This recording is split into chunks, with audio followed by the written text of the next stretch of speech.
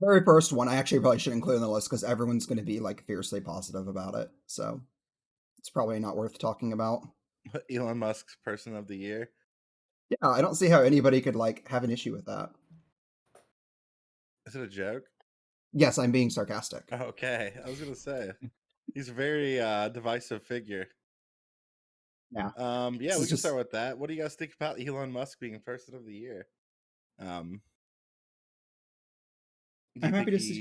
he, with the year that we've had with like vaccine breakthroughs, super important race movements and stuff, then we have Elon Musk being person of the year. Do you feel like that's fair, or are you whatever? I personally, it's Time Magazine. Personally, I don't really give a fuck. Uh, and like Mark Monkey said, Hitler was too.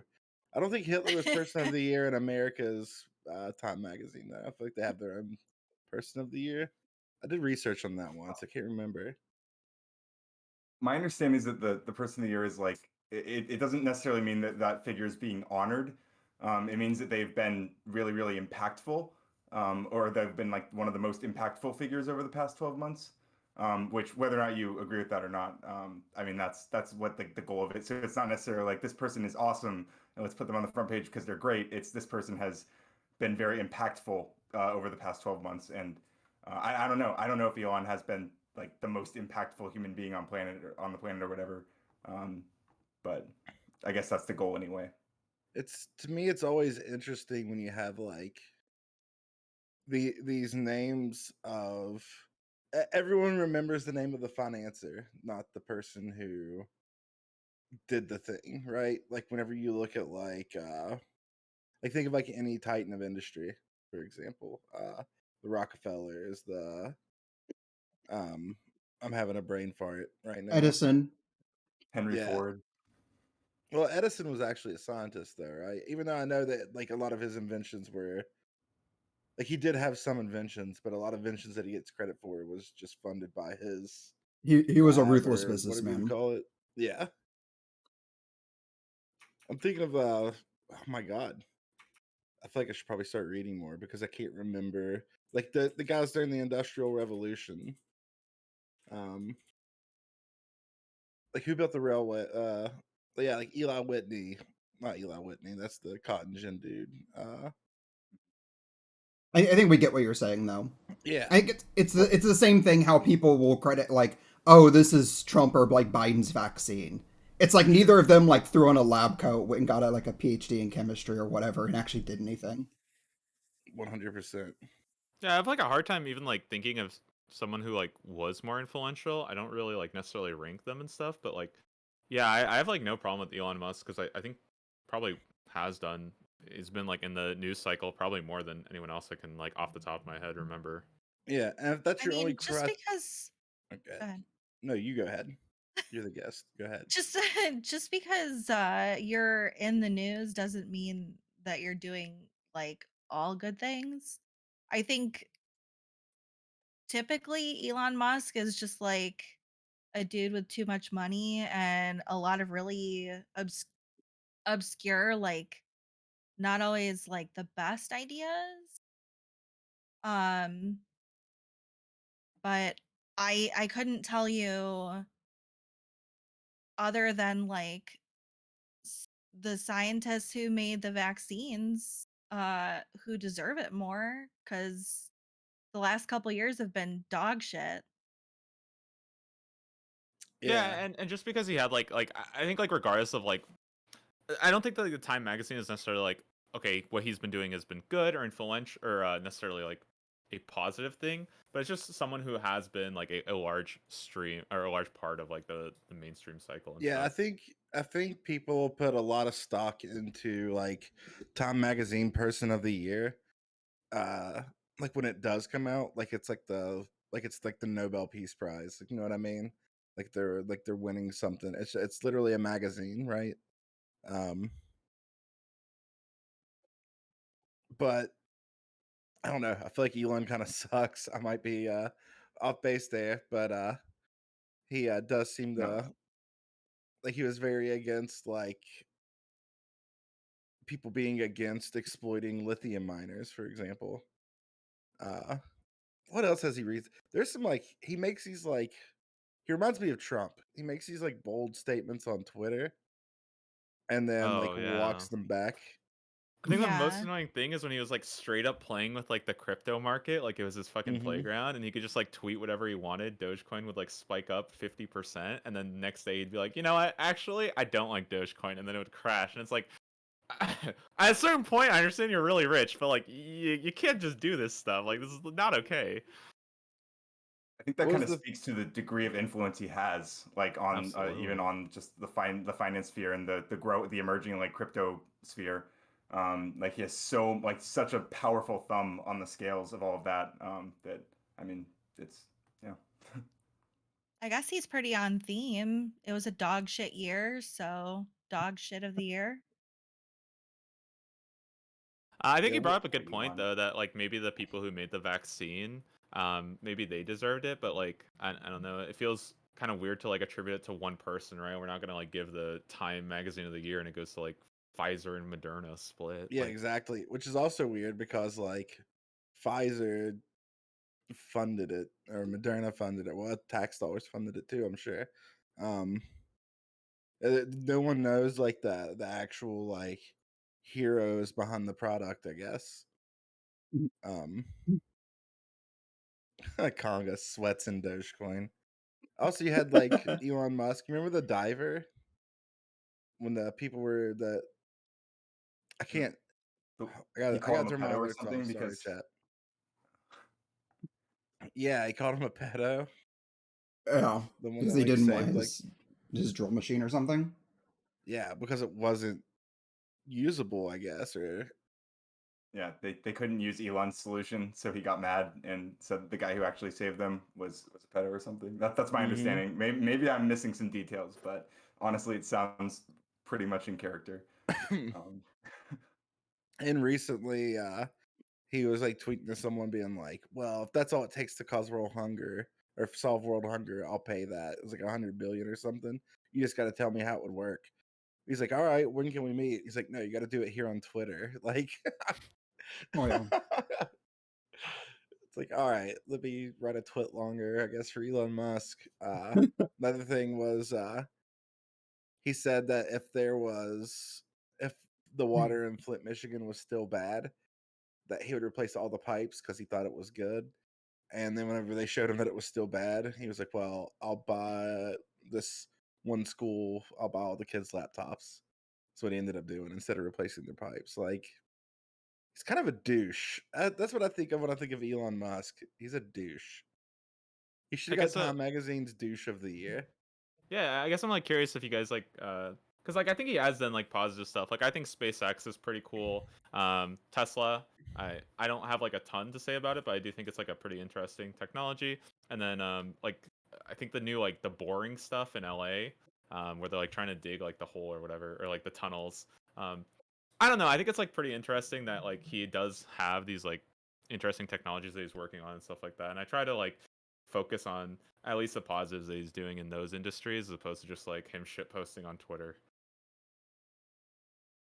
I can respect that. I think that it kind of brings back to what Freems was saying about the people who are getting the recognition for all of those accomplishments. Like, yeah, he's the figurehead of those things, but he's not the one that's actually like making like the game changing innovations and stuff. He's kind of the one like barking down, saying, you know, this is this crazy idea I have. Why don't you guys build this thing? Or you know, so I guess it tends to come down for me. It tends to come down always to like those people having more say in what's going on and getting more recognition and stuff. So.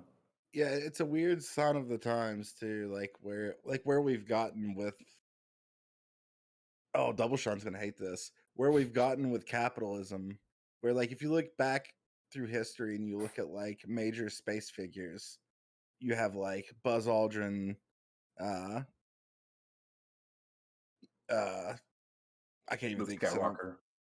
Luke Skywalker, Darth Vader, Han Solo, but now you um now you have Jeff Bezos and Elon Musk and who's the Virgin Mobile guy? Did he go to space too? He's Yeah. like at least like involved in it, yeah. What is that dude's name? He seemed Richard Branson. Um, those are like the people we think of when we think of space exploration now. I don't know. I think it's weird. That's actually like makes me really sad. They were thinking about like I- space exploration in terms of like who's the richest rather than like people that have dedicated their lives to like the study and practice. Just wait till they find a way to advertise. I can't wait till one day where I look up the moon. It was like, this full moon was brought to you by Pepsi. Like, what? It's I gonna have muted like a red myself, top so I and was just influence. Oh talking to no. nobody. I Oh, was saying it's like a status symbol now instead of like I don't know.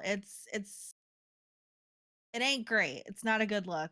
I mean, I think it's kind of cool that like we've gotten far enough where like rich billionaires can go to like space as like a afternoon getaway. You know what I mean? Like I don't know. I think that's kind of cool. I understand what you guys are saying though. I think it's a definitely a weird look that is what we like envy now So as a society. it's a weird look because our government's space exploration program is severely underfunded and they can't really go to space to do a whole lot right now, but some rich piece of shit can like contract out a private uh situation and just like spend a whole bunch of fossil fuels to fuck off for 30 minutes.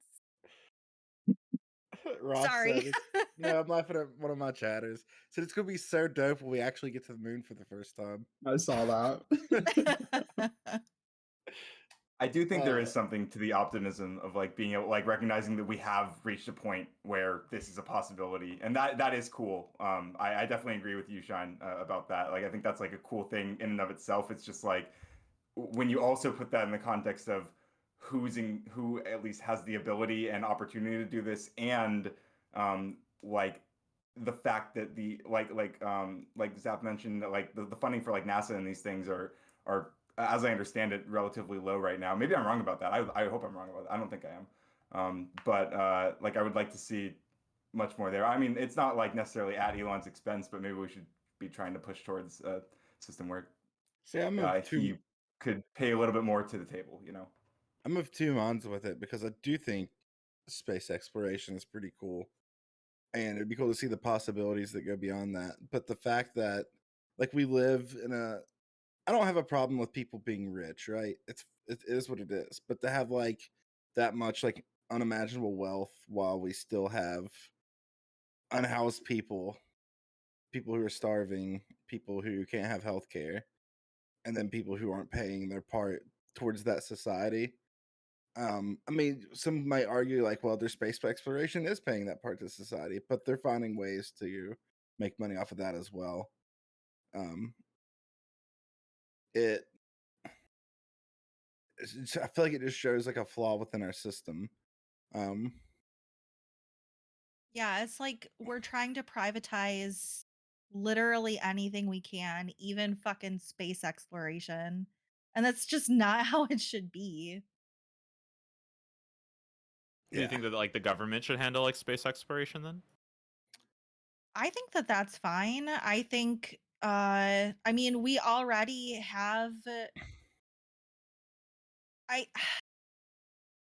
it's hard. It's like that's an entire conversation that we could have, but I guess short answer, yes, I think that that's fine. like okay, yeah. So it's hard for me. Like I'm struggling with the conversation because I do think space is so fucking cool and Yeah. I love that shit. But at the same time, like when I weigh its importance compared to people living a life with dignity, being fed, housed, and taken care of when sick. Like it just going to space doesn't trump that. Um, Right. so I There's feel like go ahead. Sorry, I didn't mean to cut you off. oh, I was I'm no, you go finish. I'm done. Go ahead. I forget what I was gonna say. I think it Go might be ahead, like Zach. cool to put Sorry. like maybe like a tourism tax on any kind of space traveling, because like at the end of the day, I think it's really hard to like tell these people like don't spend your money on these super lavish stuff. But at the very least, we could try to like tax that and then redistribute that back to For people. sure. Like that's the Yeah. thing. It's the fact that they're doing it on money that should be going back into society, right? It's not even I care so much what they're doing with the money. It's the fact that they have that much wealth to begin with. Uh it's I don't know. It's bizarre to me. Oh, I think While I these was other going to things, say that. Oh, if I want, go ahead. I'll go after I was you. going to say there's at least a case to be made that that space exploration, the technologies the technology skill tree that tends to develop, are things that could ultimately help us like fix like resolving some of those issues down here at home. But of course, it's all about getting the expenses going into the right funnels. But Yeah, that's totally fair. And if we had like a ton of different avenues for space exploration already, I would say that certain privatized uh uh avenues for space exploration would be fine, but we barely have any like as a whole on the planet. So I don't think that privatizing it for like luxury is like it's useless. Yeah. Um I agree not it's for useless. I think it's kind of inevitable, honestly. Yes, absolutely inevitable, but right now it's basically it's fucking trash because like they could take that money and help fund like existing like NASA for example. They could help fund a a team to go do something out in space instead of needing to exclusively be in the fucking ship that goes off planet. yeah. I mean, I guess if like I guess like the idea is that like if the government isn't able to either negotiate enough funding into these programs, that like independent market or independent company can go ahead and try to do that if they are interested in it, right? Because I think as an independent person, you probably have an easier time investing in this than you do convincing the government to spend their money. Yeah. How are yeah. It's not even like them doing space exploration that I have trouble with, I guess, as much. Like, honestly, don't even care. Like, let's say, like, if Jeff Bezos and Elon Musk, whoever, had this amount of wealth and everyone was taken care of, like, if there wasn't so many other problems with wealth redistribution, I wouldn't give a shit what amount they had. It's like the effects from that. Um, and then like I just feel like it's just another thing being commodified, I guess. But like I'm not going to space anyways. Um,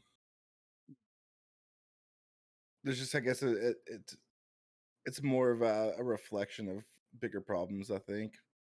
Yeah, and I think like you bring up a good point where like I think that we should never like care that someone's rich or like hate billionaires for being billionaires, but more so focus on either like wealth inequality, and even that to some extent I don't think is as big of a problem as it is focusing on like uh wealth disparity among the poor people, right? Specifically people who are struggling to live. That's the problem, not the fact that people are rich.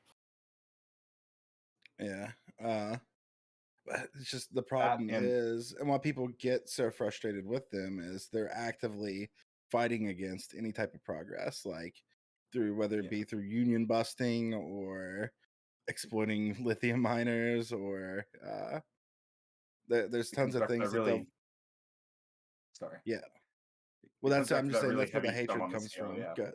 Yeah. yeah, Um, and like where they are, very public figures because of their wealth. Like the light gets shown on them pretty heavily with that stuff. But they're not even really that secretive about it anymore because they know that like they have the government on their side almost. But Yeah. sorry, I just started feeling very doomer. Uh Yeah, I mean, a lot of people feel that way for sure, and I think that's why like it's always I always try to say that like we should never expect billionaires to like act in the interest of other people, not because like I think it's like it's almost like a useless uh venture, right? Because I can never convince a billionaire to like care about poor people, but I can convince a government to tax them. So that's what I always like to try to focus on. Yeah, yeah, and that's the thing. I don't. I'd like to think that no one expects billionaires to care about poor people. I would say that's fair, but I feel like that we should have a government that cares about all of its people, and are putting policies and things into place that protects those people from the billionaires that don't care about them. You know what I mean? Yeah, Yeah. absolutely. I don't think that I agree with that. I absolutely expect rich people to care about poor people because the rich people employ those people and they should care about their employees. Well, I mean, when I say go ahead. expect, I mean I'm not surprised. Like, No, I'm not surprised either because they're like so outside of like reality. yeah, We live in a literal different reality than fucking Jeff Bezos. I was just like, so one of the things I was thinking about just now is like people are paying money to go to space, and I have to check my bank account before I buy a little Caesar's pizza. Like we are living in two different worlds completely. By the way, chat, you can exclamation point donate if you want to buy me a pizza. But anyways, yeah, that's the things I think about. If I had, I'd like to. I don't know. I would like to think I would do things differently if I had their wealth, but because of the way I am as a person, I don't think I would ever get to their wealth. I don't know. Yeah, Like it's a very hard what if because you would just be a completely different person in those kinds of circumstances. yeah, but I feel And like being that. the type of go ahead. No, you go ahead. Being the type of person that I'm going to assume that you are, like I am, I couldn't achieve that kind of wealth because I would distribute it out to people that I love, to my community, to like other communities. Like I would just find things to throw my money at. I wouldn't be able to achieve that kind of wealth. Yeah. That's a Um. that's a pretty good point. I guess like just to like push back a little bit, right? And this isn't to like sound cynical, but like it's easy to say what you would do with wealth until you like actually have it, right? Like, Well, yeah, I think you're saying my point over again. yeah, Like, exactly. Like, it's more of like I would like to imagine, but I think that's why like I would never get to that amount of wealth. I would never make it there because like I don't think I have that mindset to be able to do that. You know what I mean? Does that make sense? Yeah, I'm not a fucking dragon. I'm not going to just hoard everything. one thing that's really interesting when it comes to wealth, right? And this is something that like um is like very well known, but once you hit a certain amount of wealth, I think it's around I want to say 70K by American standards. Any more wealth that you get, it like increases your happiness by like a very marginal amount. And what's even worse is that you very quickly adapt to any increases in wealth that you have, right? So let's say now you're starting to make 100,000. Your whole lifestyle now is based around this idea of 100,000. Now you make 200K, now your whole life is based around 200K, and you're not even that much more happy than you were when you had 100K. So it's really it's crazy how that works and how fast the human brain will kind of respond and adapt to those increases in income. Yeah, but like when I look at someone with like 100K, 300K, you know, sure, I would consider that pretty wealthy today's standards. But when I look at like 200K versus 200 billion, that's a whole separate ball game. Like you have like whenever you get to that level, like whenever you get to like a Gates level, Bezos, Musk, you have like changed the world around you money, right? So like Bill Gates, for example, like eh, you might want to read up on this. You can check me up on this. I'm pretty sure I can pull up an article too, I think. But like one of the reasons that like we switched to Common Core math is because I'm not saying whether or not it's good or bad. Like I've heard the arguments of why it's good, and I think that's fine. Like I'm not like making a statement against the math itself, but Bill Gates was giving a grant to every school unless they didn't switch to Common Core math. Like that's changed the world around you money. Darn. Also, I think Bill Gates owns like a third of the farmland in America now. Is that real? That is real. Why? What? That's Because crazy. commodifying food is a big thing.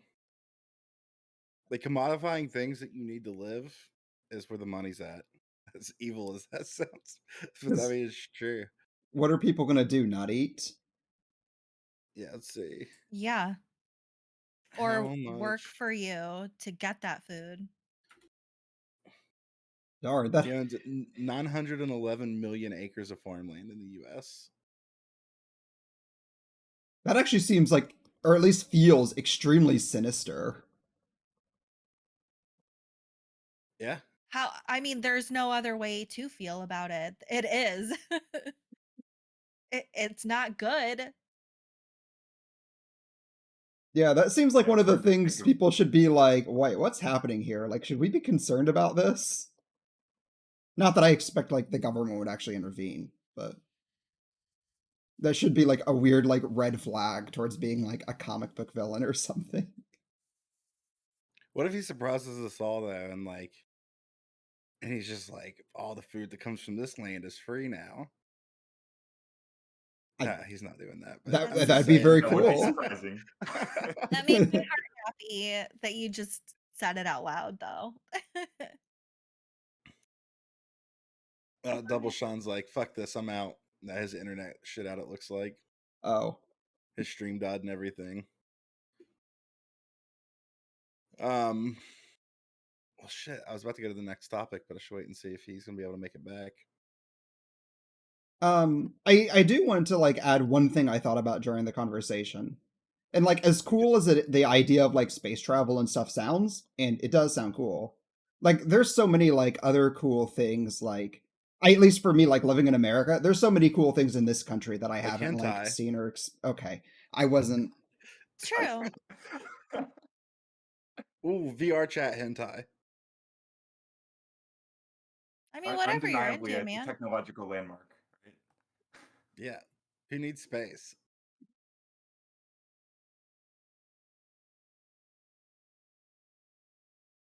Got him You back. good? Hello, am I back? Yeah, you're back. You're back. hey, Thanks. We Sorry. decided while you were gone that hentai is more important than space travel. that's Oh God, not what yeah. I was You good topic change. I don't know if that's exactly what I voted for, but Well, I decided, not we, as a Okay. collective. I haven't seen who agrees with me. Apparently, we already knew you were a weeb, though. We found that out last time. That's I why was you like offended to the death. That's why you like microtransactions, because you Genshin Impact waifus. You're gonna bring it up. We're gonna talk about microtransactions 3 weeks in a row, huh, Yeah. Freems? I'm just saying. I held back last week, okay, but you're not gonna see me stay quiet if we bring it up again. I'm kidding. I'm kidding. I actually had a lot of conversations between that stream and this stream, and like, I put them again the microtransactions, but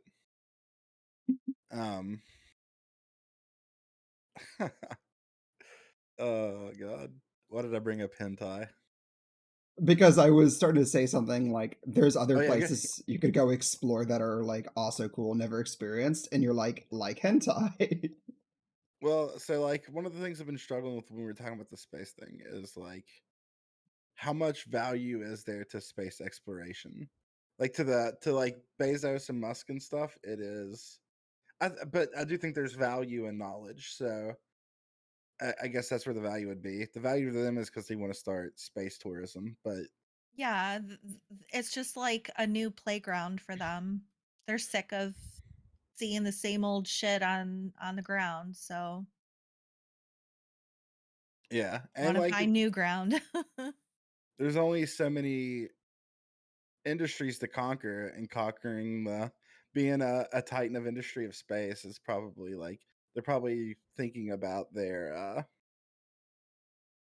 legacy, you know. if there's any positive or any like positive message to leave, or we can at least take something positive from it, we can at least hope that the demand that that kind of exploration creates for like new ways to keep humans alive and like comfortable, like that could again like help us like reach a lot of the goals that we've kind of talked about here. But that's kind of a maybe if we're lucky and if resources go in the right direction and solve the right problems at the right times. So yeah. Wait, is my shit gonna quit working now? So we got one F in my chat. Am I still live, chat? We good?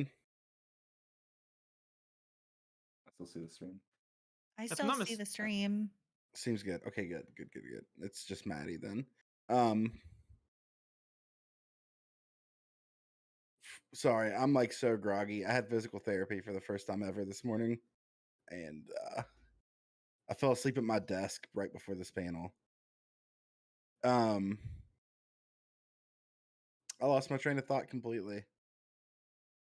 Mark Monkey's coming on. And we can hold on this topic a little bit longer then, in case they have something they want to say. Yeah. The fuck was I gonna add? Oh, I remember now. Another good thing about this is, even though like a lot of the media attention goes towards Musk and Bezos, whatever, a lot of really good scientists that care about this stuff are by proxy being funded to be able to research it as well. Like it gives people who actually do care about it a way to be part of it. So it's not like it's just like there is some good that comes from it. It's just I don't think it outweighs the good that could be done with it. Yeah, and How I you think doing, we Mark? can. Hello. Oh, let me turn you up. Oh, Yeah. am I quiet? Hang on. I can take care of that. I have you at 173% too. Yeah, it's on me. Okay. Yeah, the microphone like turns down automatically for some reason when I unplug and plug it back in on this headset. No idea why. Yeah. But hello Well, all. you want to introduce yourself real quick? Mark Monkey. So Sup? I don't know. I didn't have anything prepared, okay? I'm unprepared. Yeah, How many join the club. panels have you been on, Mark? Huh? How many Recently? panels? No, just in general. A lot, but it's Yeah, been a you long know how time. you know how to introduce yourself. Come on now. Mark Monkey on Twitch, guy from Flint, talks politics, ADHD, has a baby, plays music sometimes. Yeah, hi. Hell yeah. Sorry, I don't know. You're good. Oh.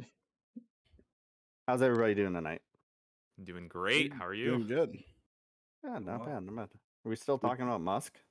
Well, yeah, we were before we changed topics. We're gonna see if there's anything that you wanted to add to it, or something that we may not have touched on that you were thinking of, because you were watching from chat. So I watched for the couple of minutes that I was chatting, and then I had to put Eli to bed. So I'm just now getting back.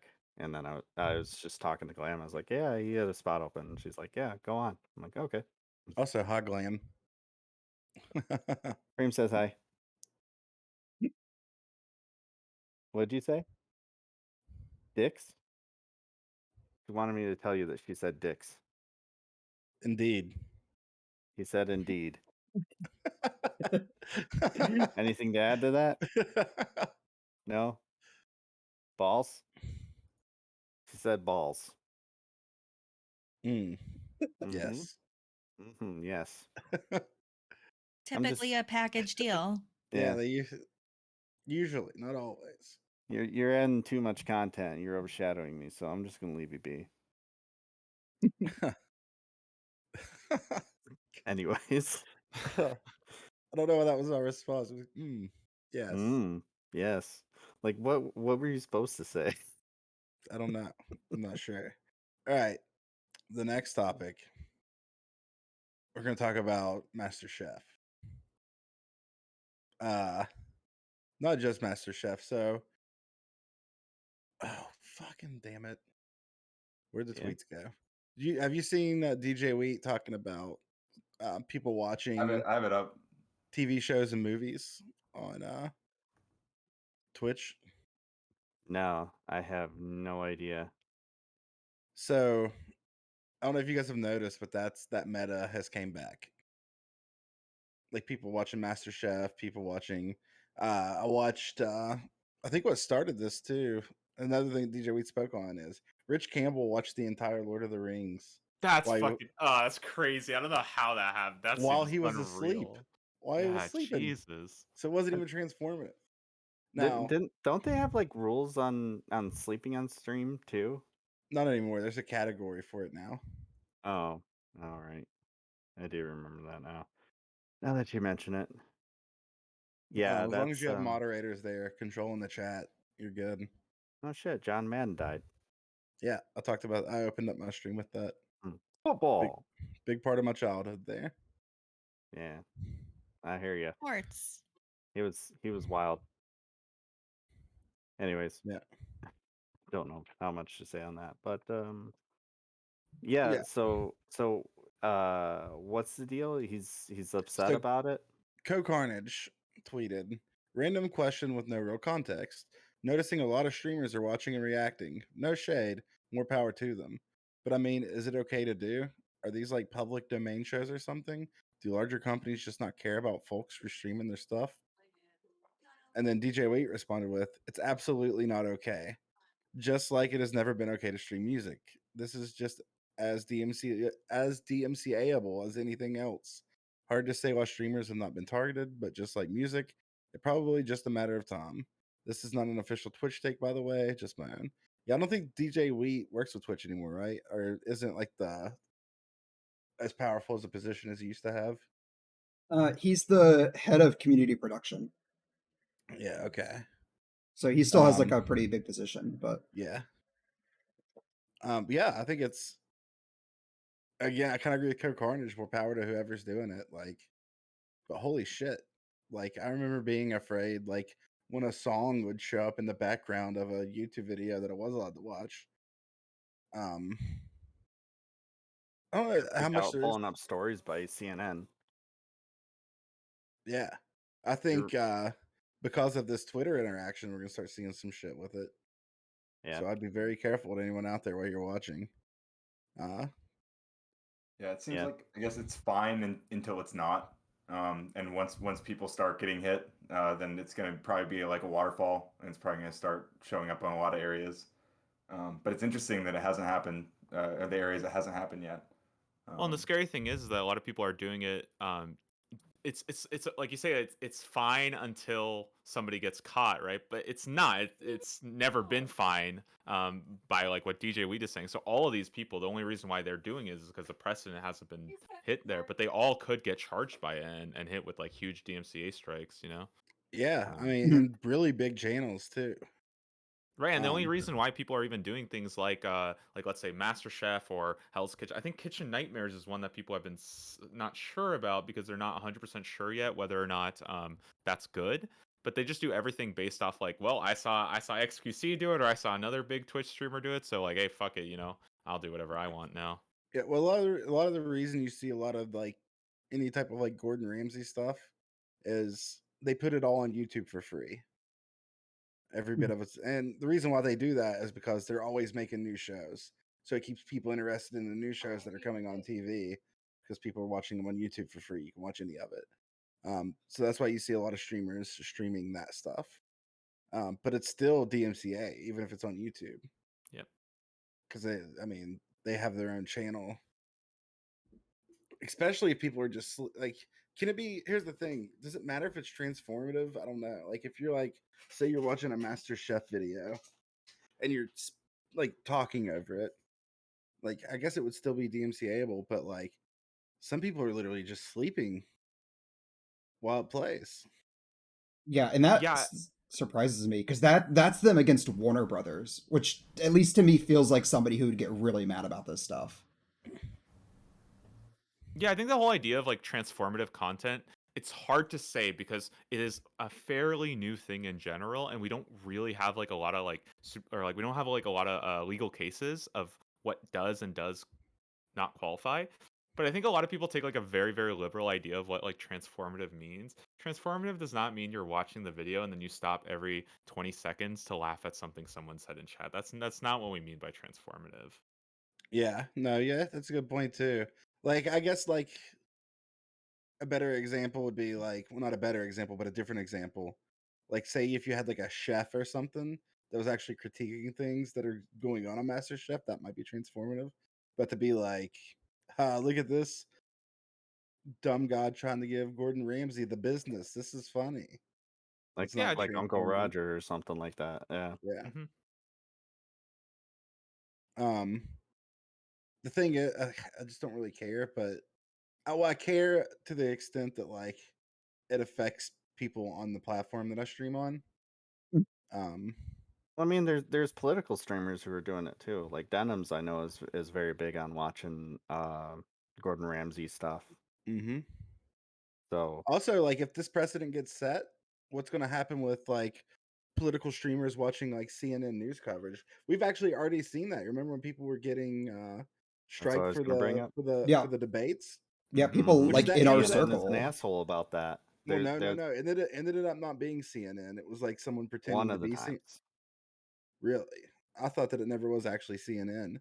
But like if Um, but it does regardless, it doesn't really change the what I'm trying to say here. Like because what I'm trying to yeah, say is if CNN decided to, there is precedent set where we know they can do that, like and it can happen.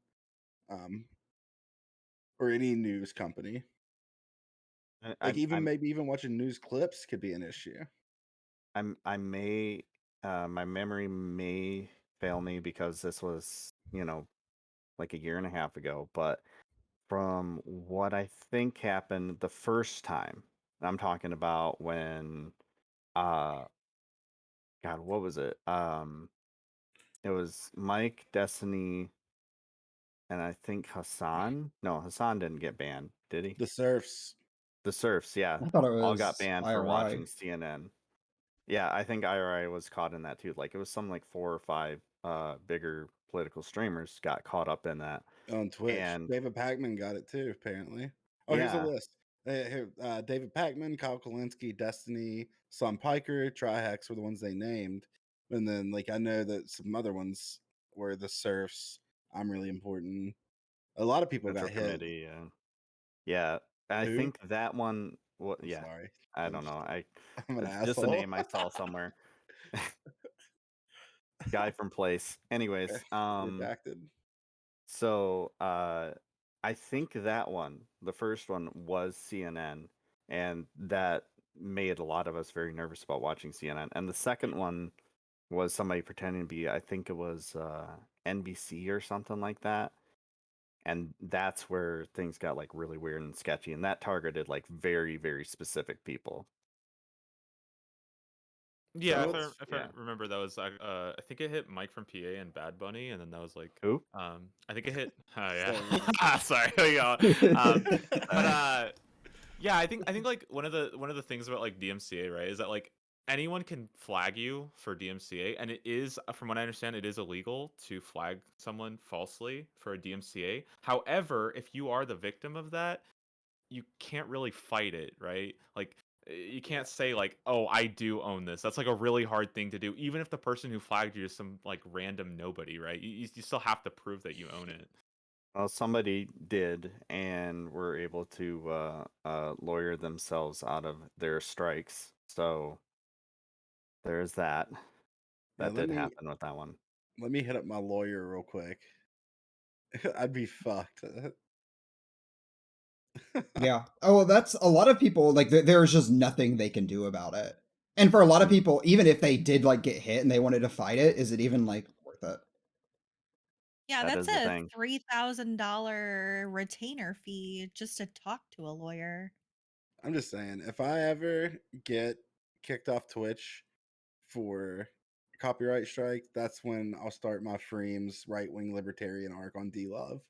So Do you guys No. remember when the Hanging Olympics was out with the showing? that Nazis. would Joker pill me so hard. I'll be there to fight with you. But Yeah. oh, new update as of 4 minutes ago. Former Senate Majority Leader Harry Reid died. Oh wow. hmm He was the guy that was pissed off at Biden for undermining him when they just wanted to let the Bush tax cuts expire. Biden went behind his back and made a deal and pushed a vote to make the Bush tax cuts permanent. Yeah, that's one of many stories about Harry Reid. He was actually a pretty decent majority leader. 82 years old. hmm And Kissinger's still kicking.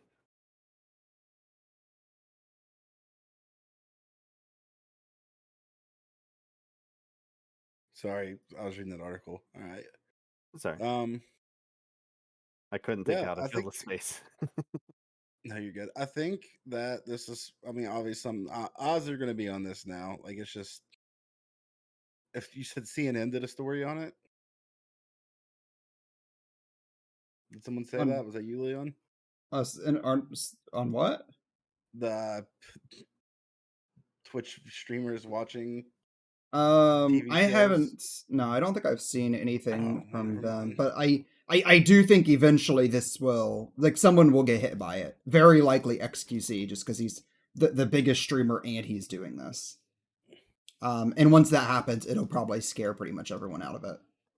But this isn't even like a new thing on Twitch, right? This is something like Trainwrecks was doing like a decade ago, maybe a long time ago. Yeah, And then I even remember like when. It's funny that streamers used to shit on him for that. yeah, and now it's the meta kid. He Yeah, was just ahead of the time. but it is also weird that he's shitting on streamers for doing it.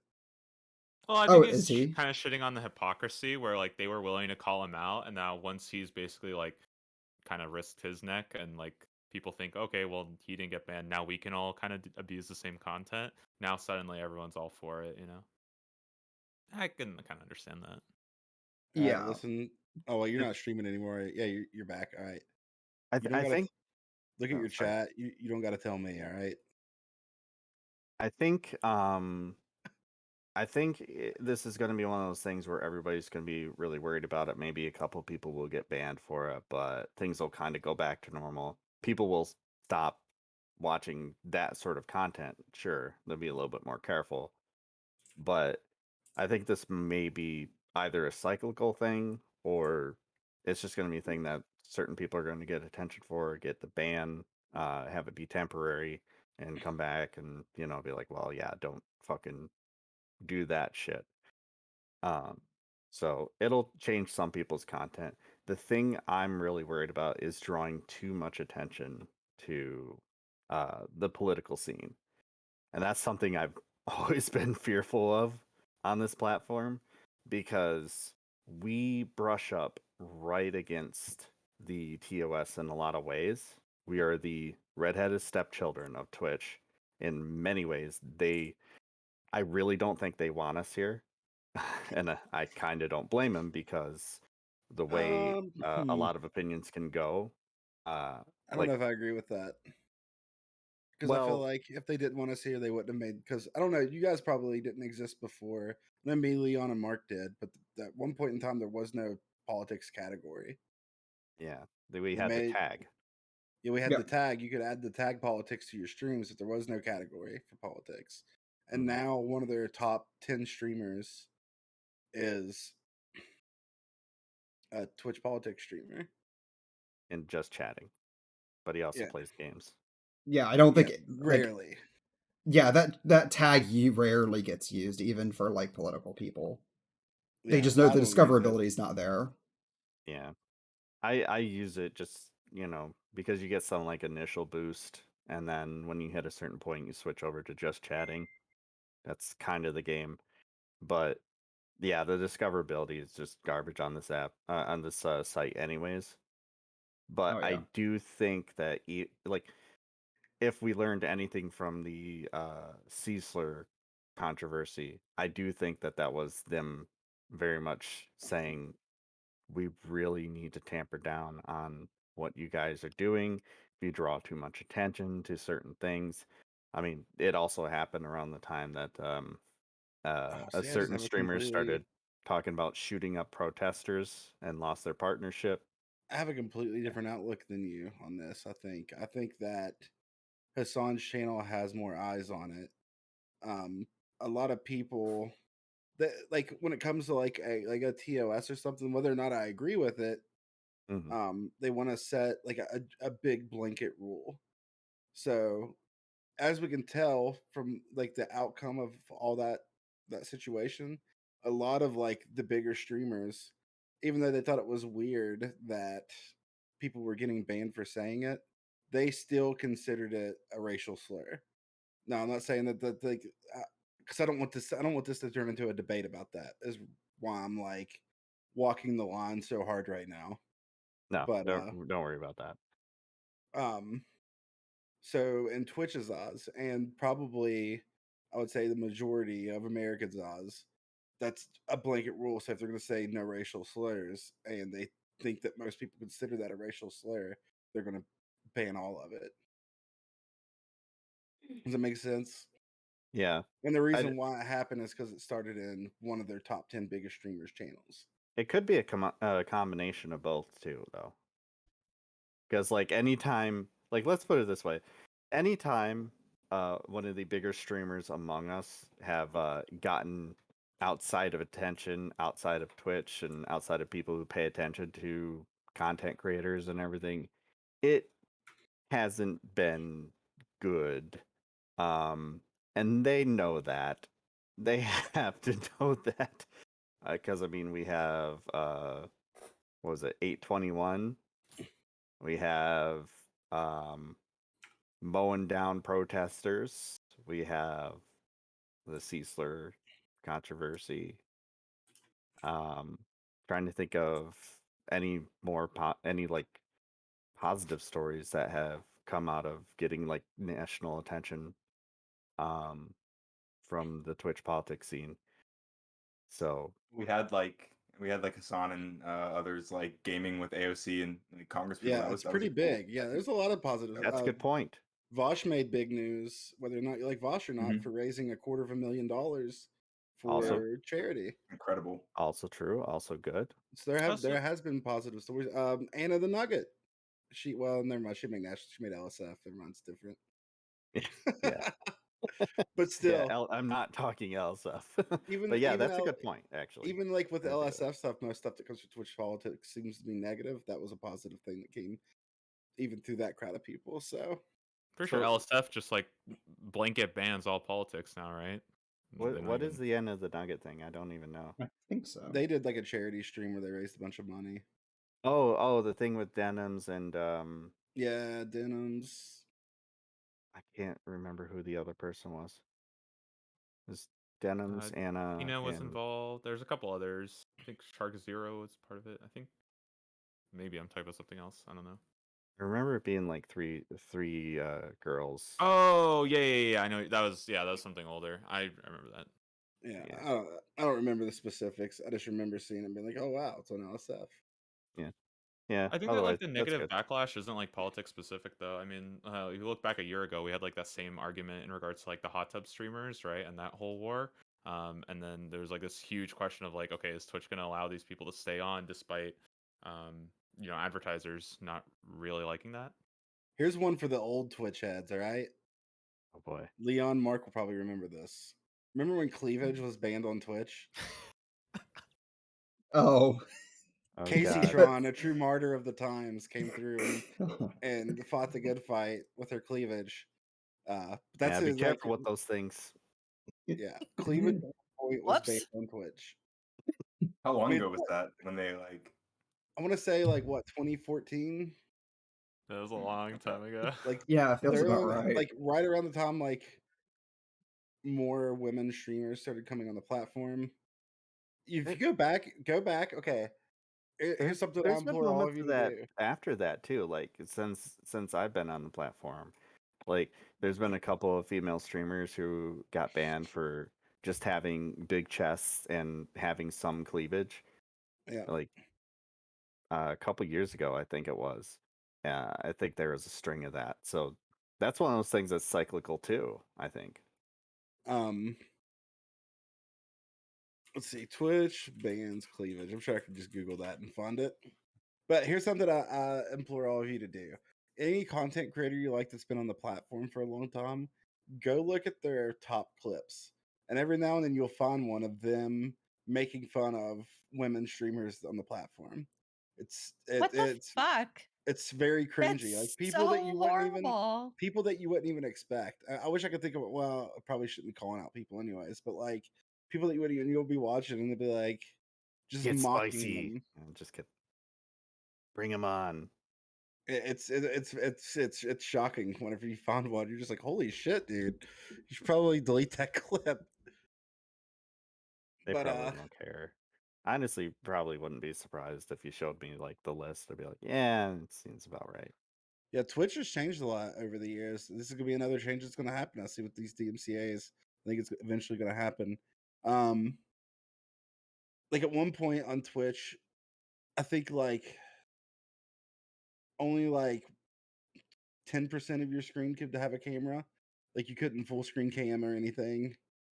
Like it had to be gameplay. I do remember Crazy. they were hell bent on gameplay being the main meta on there. Even if like you were talking, you had to be playing a game. Yep. Oh shit! Sorry. Yeah, I had a friend that got into streaming for a while, and I remember having to text her because she was playing a I didn't think it was like beer pong or something. It was a like drinking game, and I would be like, "Hey, someone just got banned for this a week ago. You need to like actually play a real game." Yeah. Also, like Twitch also used to have less rules on certain things. I remember when they had to make the rule that you couldn't do like shots or drink alcohol for subs or donos. I think that's a I good was rule, though. That's such It a is a very dangerous good rule. It is a precedent. very good rule. Yeah. I've been I around still long enough played to where video I've games done. when they made that rule. Yeah, I've been around long enough to where I've done one of their streams where I did shots for. I blacked out drunk too. It is not a good thing. It's not a good idea. Um, Yeah. It's not I've like Luckily, I done didn't have a that. lot of viewers, so I played yeah, a drinking game with my chat you can do and I that. blacked out. Yeah, You can. I Well, passed out actually, on the floor in my bathroom and my stream was still going. I don't remember any of it. if oh god, you can get in trouble for drinking too much on Twitch. You do gotta be careful with that yeah, it's because considered self harm. it's I considered self harm. So definitely deleted that VOD. yeah, I've had to like I've woke up plenty of morning with my mods in my DMs being like, delete your VOD, delete your VOD, delete your VOD. I'm like, oh shit, I didn't even know I streamed because I have Oh this bad god, habit of getting very very drunk and then going live, Oh, Oh, which is our move. where you'll find some of my spicier content. So if you ever see me go live randomly at 3 a.m., tune in because I'm probably about to angrily talk some shit and not in probably the best way. I know drop a spicy C word by things. accident. No, nothing like that. Hard But like, R. I'm not usually Whoa. like a call out person. Like it's kinda. I mean, in the past I have been, and I am. Oh, Very since I got more selective. people in here, I should probably bring this up now. I am changing the direction of my content again, where I am going to be doing more debates. Um, I'll be talking about Twitch politics more, getting more involved in the sphere. The reason why I'm doing it, I just like doing it, and my mental health is better than it was a year ago when I quit doing it. So Well, that it's reminds not me. all it's not all it's gonna be, but like Leon and Mark have seen my old streams from back in the day. Like I don't go like too aggressive or too drama baity with it, but like it is what it is. Mm. Um, I should also say I know you and me had been kind of talking in the background about it. Mhm. I am going to be debating Spectre tomorrow at 11 regarding uh Triage.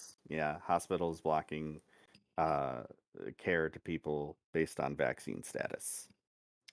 So It's I was gonna say it could be interesting to talk about right now, even, but like I'll let you save it for. yeah, I I never want to do reached some out to him, and studying. I meant to. I was on stream and I brought it up randomly, and they were like, "Yeah, So do it." And I'm what like, "All Mark's right." talking about is we had like a little Twitter back and forth with Spectre, who is a friend of mine. I want to add that I like Spectre. I've Um, had friendly conversations with them.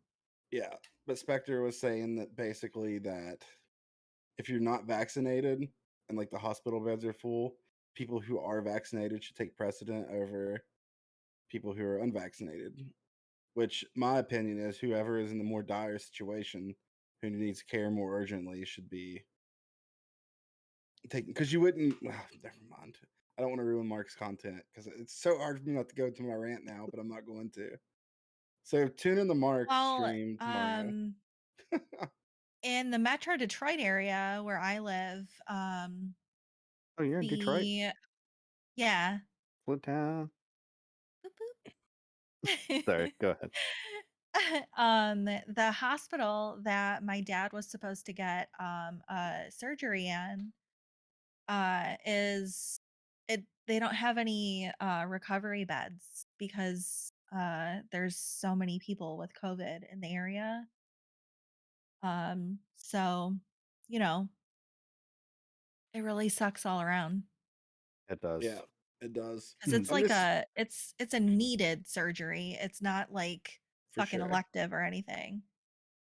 It's just a weird precedent to set because you wouldn't use that same logic for anything else. Like say if someone had like lung cancer and they were still smoking cigarettes and they were not able to breathe or whatever, you wouldn't be like, well, you're still smoking, so You you and Leon probably remember a time that I got really heated with Mind Waves about setting the precedent of the possibility of doctors being able to just issue do not resuscitate orders um, based on their own whim rather than waiting on um, permission from next of kin yeah. or anyone with any sort of durable power of attorney status. Like, so I'm remaining consistent on this. Like, it's just I understand why people want to do it, but the problem is that the people who are getting hospitalized, the vast majority of them are the unvaccinated. Well, here's another part of my God, this is gonna be spicy, piss people off, whatever. So I here's my think that problem with go ahead. like online leftists, right? This is my problem with online leftists is they like to pretend that they care about the material conditions of people unless it's someone who is their opposition, then they don't give a fuck anymore. Not realizing that the reason that they are their opposition to begin with is because of their mere material conditions. Like if you take any type of analysis on that, like you would see that like people who grow up in different areas, like it's almost a privileged take sometimes to like shit on like really poor people who are like isolated from like most of the country You and me to have been a certain railing about degree. that for years now, Yeah, I mean, honestly. I'm from West Virginia. Like I'm Yeah. Appalachian. Like I see it all the time. Like Yeah. people not understanding like why someone would vote for Trump, for example. Like you got to look at the material conditions of these people and seeing what like even like the Democratic Party has done in these places. Because like I mean, just look at policies of like old blue dog Democrats.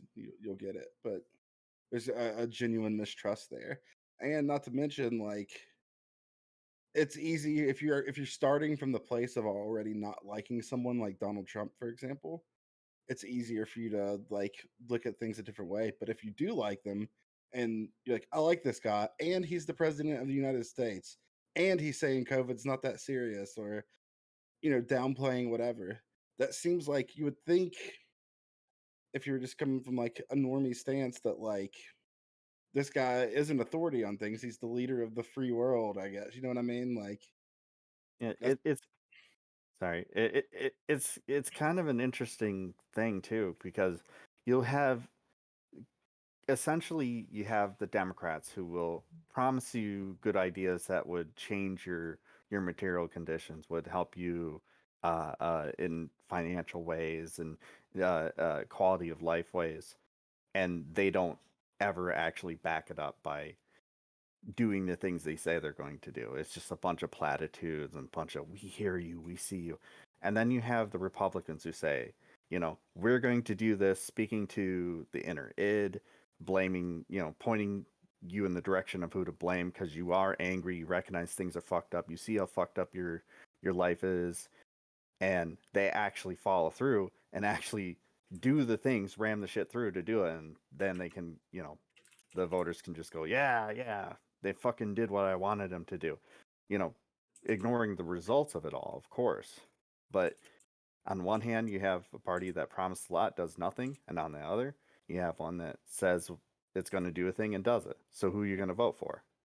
Yeah. Well, just to be like a little less like doomer pill, I don't think that it's not that necessarily the Democratic Party does nothing. It's just that sometimes people want too much from a government, right? That doesn't have full control, right? And we also want this stuff to be pretty fast, and that's just not how our democracy works, especially one that is like fairly split, right? If we had like a lot more people in Congress, we would be able to get a lot more things passed a lot faster, but we don't. We're hanging on like a 50 margin, right? Yeah, I got something else to add to that as well. Like for like West Virginia, for example, like people like why do they vote so heavily for Trump? Is the Democratic Party didn't really even campaign here. Historically, haven't since the 2016 election. So like whenever you have someone that's like, because the Democratic Party didn't really have anything to offer for the questions that West Virginia was asking, which there might not be an easy answer for what they're asking for, what they're trying to achieve here. That being said, someone like Trump, it leaves the door open for someone like Donald Trump to come in and lie to them about what he's going to do. Like, I'm going to bring back coal jobs and I'm going to do this, I'm going to do that. So, in almost any situation, if say you're wanting something, are you going to take the offer? Are you going to choose the person that's offering you nothing, or choose the person who's offering you something, even if they're potentially lying about it? You're going to choose this person who's offering to you. Yeah, and that's my point. But as far as like whether or not Democrats could get more done, I'm sorry, I don't buy the idea of them having slim margins or anything like that. They have just as much power as any Republican administration has done, and Republican administrations ram shit down everybody's throat. They don't worry about the parliament, they'll overrule them. I mean, it's an advisory position in the first place, so who the fuck cares?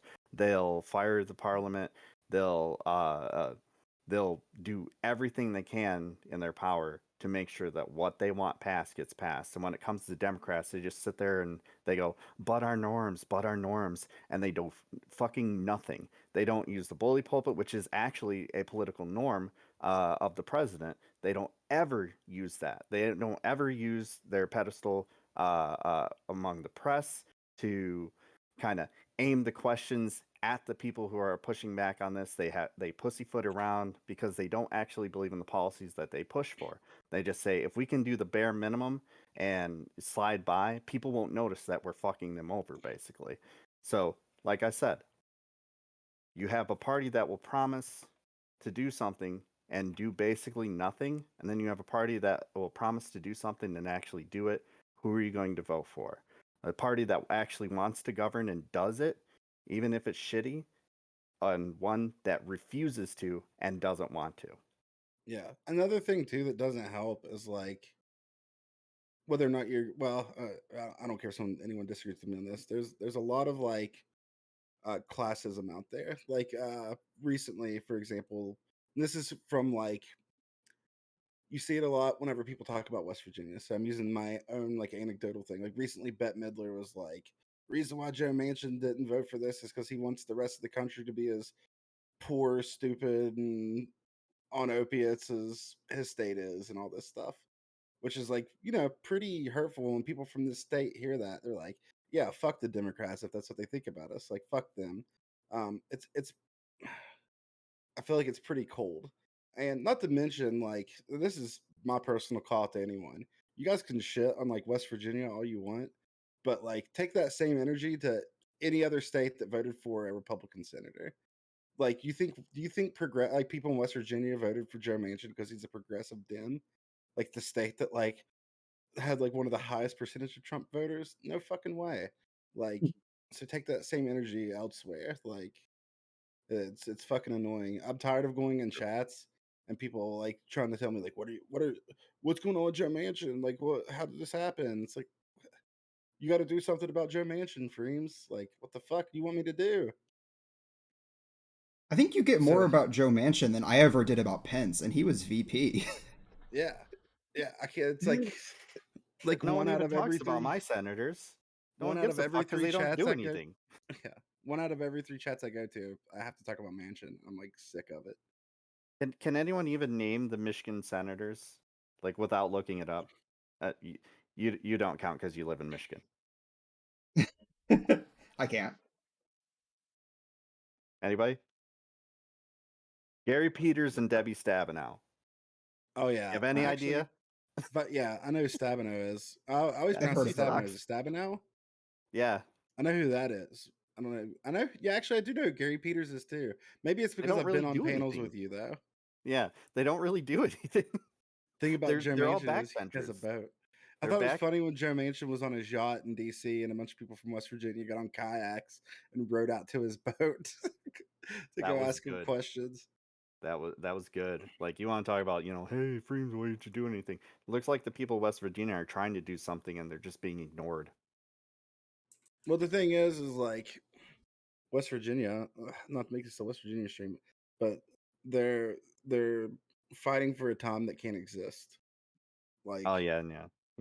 they really think that the only way. Well, I mean, since the state's existence, coal has been the major resource here. So like Like Flint in the the auto state industry. economy has always worked on the back of coal. Coal isn't viable anymore because of fracking. Fuel is much cheaper.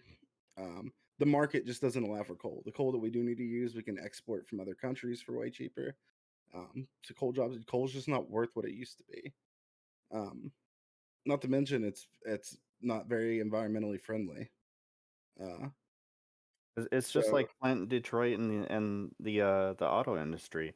People keep talking about, how they want the auto industry to come back. I got news for you. They aren't coming back. Why the fuck yeah. would they? So They're gonna build all new plants and everything. No, they're not this gonna is do gonna that. sound weird as someone who's like as hard on like capitalism as I am. Like one of the best like I think quick solutions to helping West Virginia would be places like Amazon and shit coming in. As unfortunate as that sounds, because company wide their minimum wage is $15 an hour. $15 an hour in West Virginia is a good job right now. Like I said, there's Okay. places where like McDowell County where life expectancy is 10 years below the national average. It's Woof. actually on par with a lot of the poorest countries in the world. Like these people need money, and like for anyone who would want to shit on me for being like, I hope Amazon comes here some capacity or some other big corporation, like they can like kiss my ass because it's just like such like a internet thing. Like people are dying. We don't have time to wait for like whatever revolution there is. But anyways, Some places need a quicker fix than others, but mm, I would definitely say that education um would fix a lot of the problems over time. yeah, I think the important thing is if you do bring in places like this for like places like West Virginia is to remember how you got into that situation to begin with and realize like, all right, I need my labor and my well-being to be protected and then work on like things like unionizing or trying to find policies that keep things like this from happening. Like single supply or single product economies always go tits up when there's changes to the market. So it's always a bad idea. It's even a bad idea for it to just be Amazon too. Like I honestly I see your point, and it's one of those, yeah, once you have them there, then you have a whole nother set of problems. But are you better in the long run? Are you better in the short term too? Um, like I kind of have that view of gentrification. Um, I don't think a city like Flint can be saved in any other way but gentrification. And I don't like that because that drives out the people who have lived here for decades. But what else is there? If we want to save the city, that's what you kind of got to do. And that's what's been happening. And hey, look at that. Some of the things have gotten better. Obviously, COVID has caused a number of issues. Water Yeah. crisis caused a number of issues. But, it's the same deal. If we are looking for these fixes that are to help an area and not just the most amount of people who live there currently, which very difficult to do, that's the way to do it under the system that we live. Sorry, I was just looking at the topic list. And I'm just like, how did we get here from Twitch meta dominated by Master Chief? I Which probably did it. Sorry. no, it's fine. It's one of the things that like I've never really talked to Leon about it. Is one of the things that like with the panel I like doing is letting it go off the rails instead of like it being focused on the debate or whatever debate's happening, or if there is even a debate, it's more focused on the discussions that's happening and like letting the conversation like travel and flow wherever it goes, and then starting a new topic whenever it gets quiet. No, so I think that's a good thing. A lot of these topics I end up like picking not because I'm I don't want to talk about how like Time magazine like names their people of year in the process for it. Even though that might be interesting. It's just like some of these topics I'm going to start with this because I'm pretty confident things will move in a certain direction. Yeah. Yeah. And yeah, sometimes I guess depending on who's here and who doesn't, sometimes that stuff hits or miss better, but I was almost ready to do my usual Musk rant too.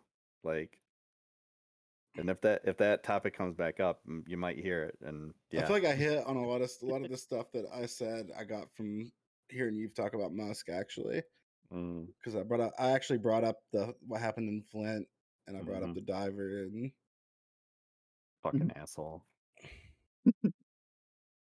He's a real wang. Yeah, yeah.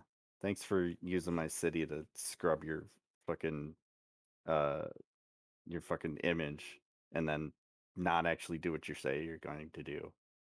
But oh hey, look, some kids got some now outdated Google Chromebooks.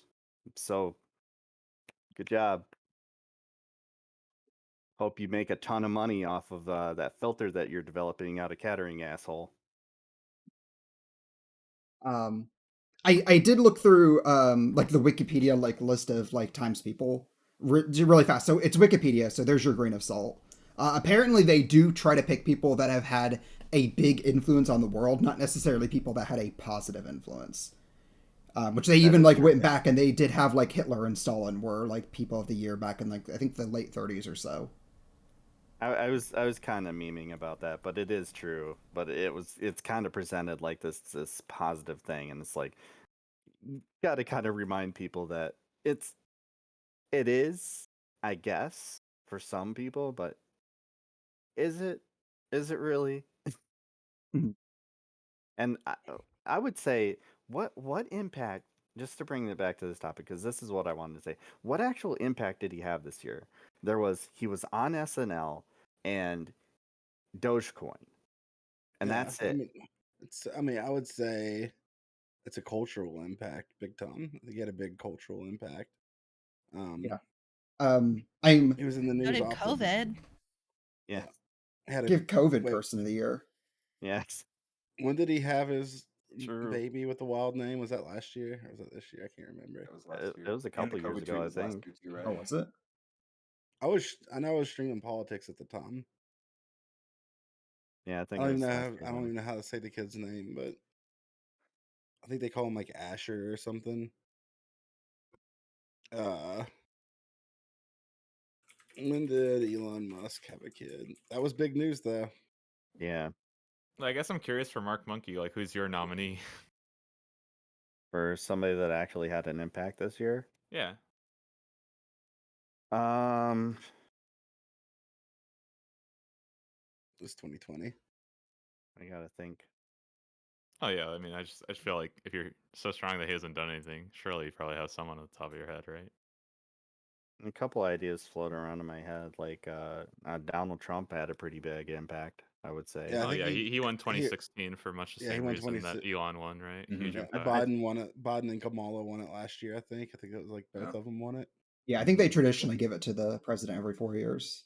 Joe Manchin. Or Maybe a political impact, but like I don't think they're going to give it to a politician every year. No, no, that's true.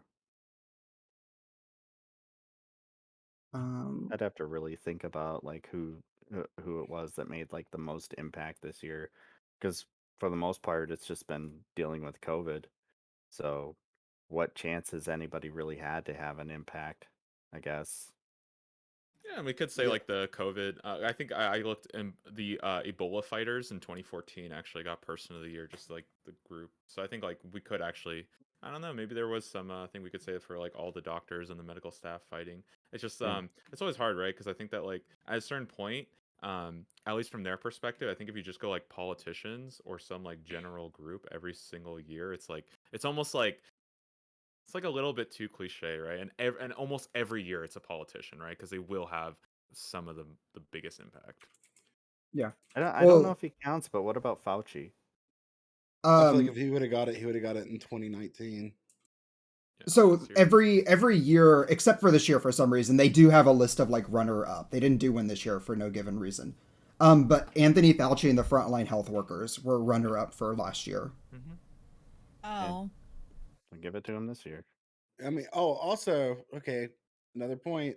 They, Do you know how they select Person of the Year? Hmm. It's a it's reader an poll. yeah, it's an Oh. initial Oh. vote. Oh. It's I've a, it's I never think done it's that. a Way more vote, sense. and then the writers get to choose the top few. I think. Yeah. Mhm. Um, That makes sense though, that Elon in that case. Yeah, they love him. I mean, it's probably a reasonable way to do it, I guess. I mean, it's nothing. It's a hey, what's up, breakfast detective? Good to see you. You get your VIP badge back whenever you start streaming again, by the way. But I ran out of them, and then I earned more. So Them shits are limited, motherfucker. yeah, It's good to see you though. it is good to see you. I just what you think I was like pissed at you or anything. Some reason I even brought it up. Um, it's just a ceremonial title given by a magazine, so it makes sense for like the magazine. I don't know, like. And here's the thing: I know people like it's cool to be like Elon Musk doesn't deserve Person of the Year, but there's gonna be people who on the Twitter who are going to be ass mad about what magazine selected as the Person of the Year, and like just like when I like really sit down and think about these things, I'm just like I couldn't be bothered with giving a fuck. I just can't Who wait was until Freeloaders Bernie's on Person of there. the Year? Leon Cyphers is Freeloaders Person of the Year yes. due to his work in the hentai industry. Stop it. Congrats, man. Very influential. That man does know how to Uh, draw a boob. I'm gonna start drawing pixel art again. I drew my persona. Oh, It's a bat nice. with a huge dick.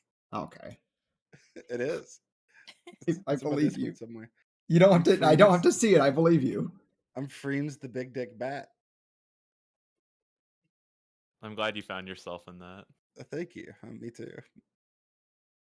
I printed it out and put it on my mom's fridge. Oh boy, This is I me bet she now. had a great Christmas present. How did everyone's Christmas go? I surprisingly had an easy Christmas this year, but that's because most of my family doesn't believe in vaccines, so they were sick. I mean, um, holidays are fucked right now for the COVID in general. Like, have you guys seen that? Like, we're getting more cases now than we've gotten, like, I think ever. We had like 500,000 new cases yesterday or something. Like, it's actually an insane number. Yeah, it's been crazy. someone in Maku said it does have a big dick, like egregiously large. He won't reply. What do you mean? I told you not today.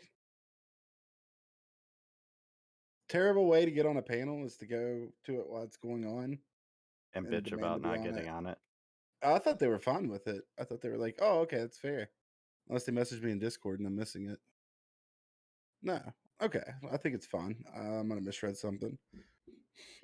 Sorry, you meant Elon Musk. Gotcha. I figured it was a misunderstanding once I realized you didn't message me. Yeah, Elon yeah. Musk has made the Emerald Mine or the Emerald Mine accusations. I think everyone on this panel except for Radical Coder has been on here more than once, right? The panel. Yeah. This is One definitely other the first time. time. This is something to be cool to talk about, I guess, since we don't have a whole lot of time left. and people who've been on the panel, and Leon's here too, something to talk about. But I've been talking about or thinking about seeing if Leon wanted to add like maybe have like one or two like more contentious topics.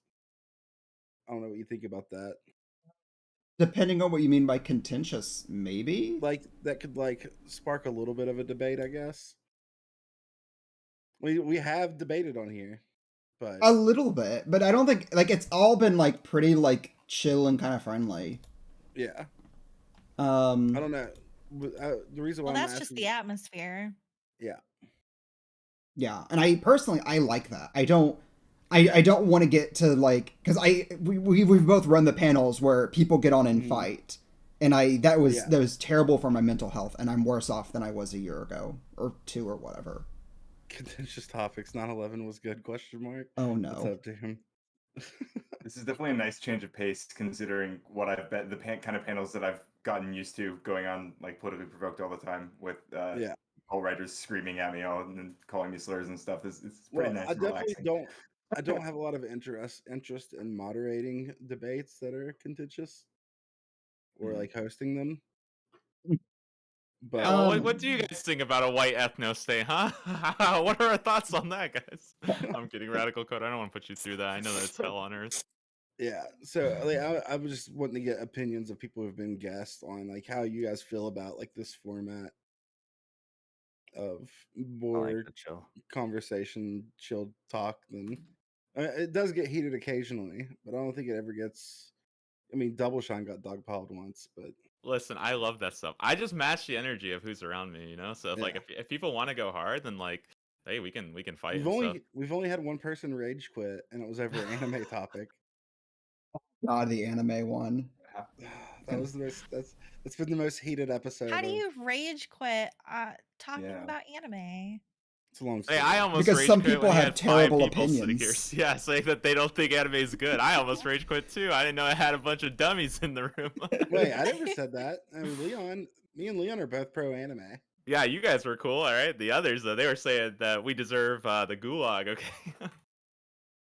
No, I'm we can be kidding. selective. I Well, with love okay, pro I anime. guess anime. that's It's fun. fair. Yeah, that episode was anime in not as theory. chill as I expected.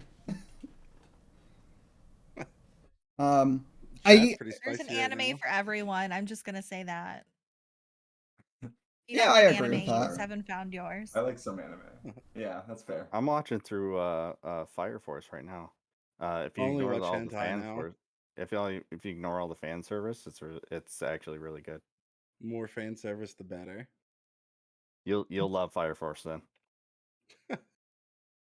I actually don't know like what anime I would like recommend to my parents if they asked for a recommendation. I got it because I've had this happen to me. I chose Erased. Oh, that's a good. Yeah, okay, there you go. Erased is really good, really short. I like it. Yeah, my sister watched it with me. Not an anime fan at all, and we binge watched the whole series in a day. Which is What was only it? like I what missed it. Erased. I don't know that one. Wait, can I bring up a slightly related topic? I guess. Mhm. What do you guys think about VTubers? I think they're hot. I very Pretty much. much how it is. VTubers are most of what Twitch has figured out to recommend to me now.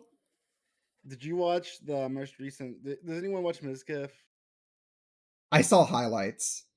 So he does this show every week called Parasocial, and it's like a game show. It's like kind of like Family Feud.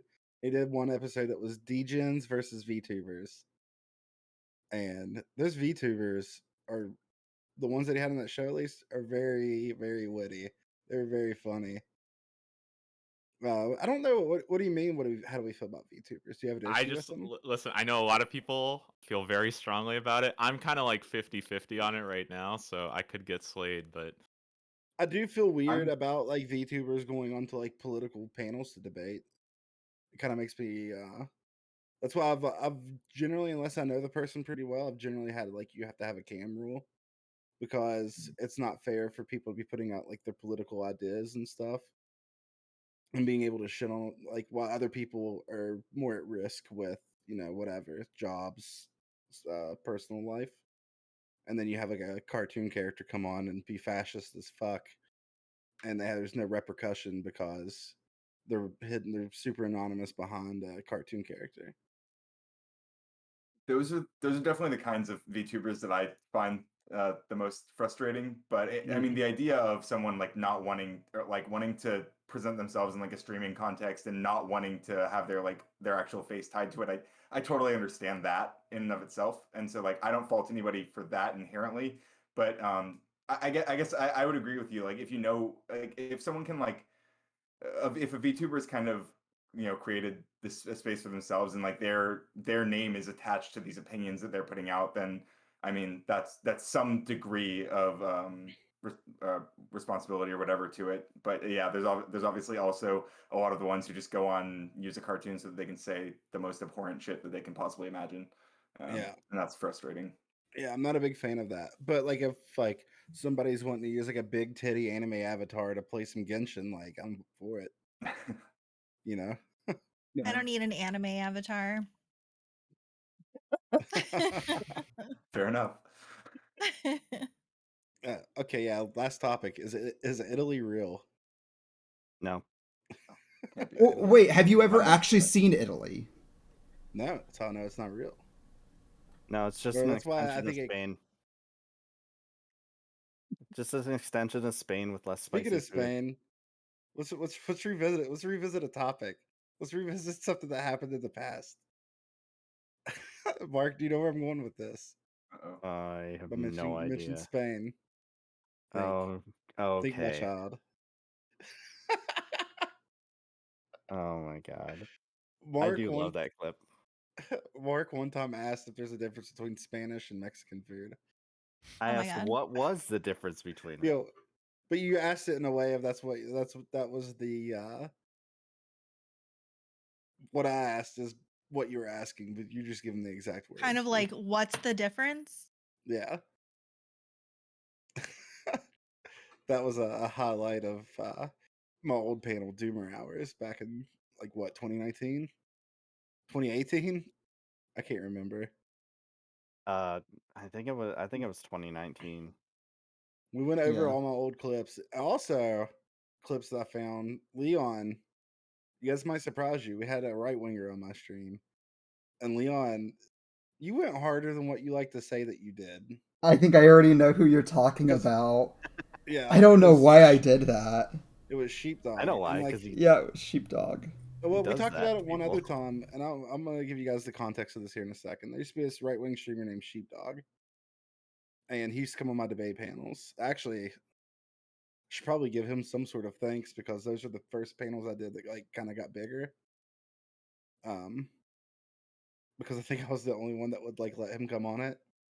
But at one point, Leon's laughing, and Sheepdog goes, "Why are you laughing for?" You go, "Yo, don't laugh at me, Leon." Leon's like, "Oh, I was laughing at chat." He's like, "I haven't listened to anything you've said in the last 25 minutes." I And there was another. You said something else that was really spicy to him that I completely forgot about. Oh, I you were remember talking like a about gist of like it. if he's so against like something had to do with like the military, like how they're not like doing something with immigrants or something. And you were like, if you're so, you said basically, we're like, if you're such a badass, why don't you go over there? Like, I Something was like, like that, oh, yeah. I'm too old. Like, yeah, okay. yeah, Uh, I I think do those too. clips do exist. I think Gondon they sent do. them to me like a few weeks ago. I I couldn't went even over rewatch them. on Christmas Day. I went over all my old clips. We went over a bunch of them, and both of those are on my channel. So I have those clips if you want me to send them to you. I'm They're pretty okay. good. I don't. I've seen some of the clips from when I like ran shows, and I've had a few moments where I'm like, why did I go off on someone like that? And then I had a few moments that's like, what I was supposed to be the host. Like, why didn't I like stand up and stop that? I still have a bit of energy, I guess, because I took that midday nap. So I'm down to do one more topic. If you guys Chilling. are, Yeah, let's do it. You know, the other day when you were watching those clips, I was thinking of one where Leon went off on somebody. It wasn't Sheepdog. Now that I realize it, It was fucking Lecture Fan. Yeah. Oh, the 1989 thing. Yeah. I there was I want to say actually like Bastier hosted that. But yeah, Lecture Fan ended up making just some he quoted something from like a 1989 study from the United Nations. And I remember like if it's United Nations, I can probably find that. So I spent like 10 minutes trying to like find the article, found it, found where he had like clipped part of the sentence but left out like the major points of it and brought it to his attention. And I spent the wasn't on that next one. You were aggressive too, and I loved it. it just made me so mad because I'm like, even if like maybe maybe you forgot it's an old clip, like, but even when I brought it forward, he was just like, no, that's not what it actually That means. wasn't And I'm your like, first panel ever, wasn't it? no, this No, was not this my was a later panel. one. That was like Yeah. either Basti or Was IRI I hosted around it. Oh, never mind. Okay. I can't remember which one it was, but like, yeah, you were very feisty that day, and it was good. I mean, 'Cause he does that. Like, you remember my interaction with him where I cornered him on the idea of oh fuck, what is it? Chain migration, and I was able to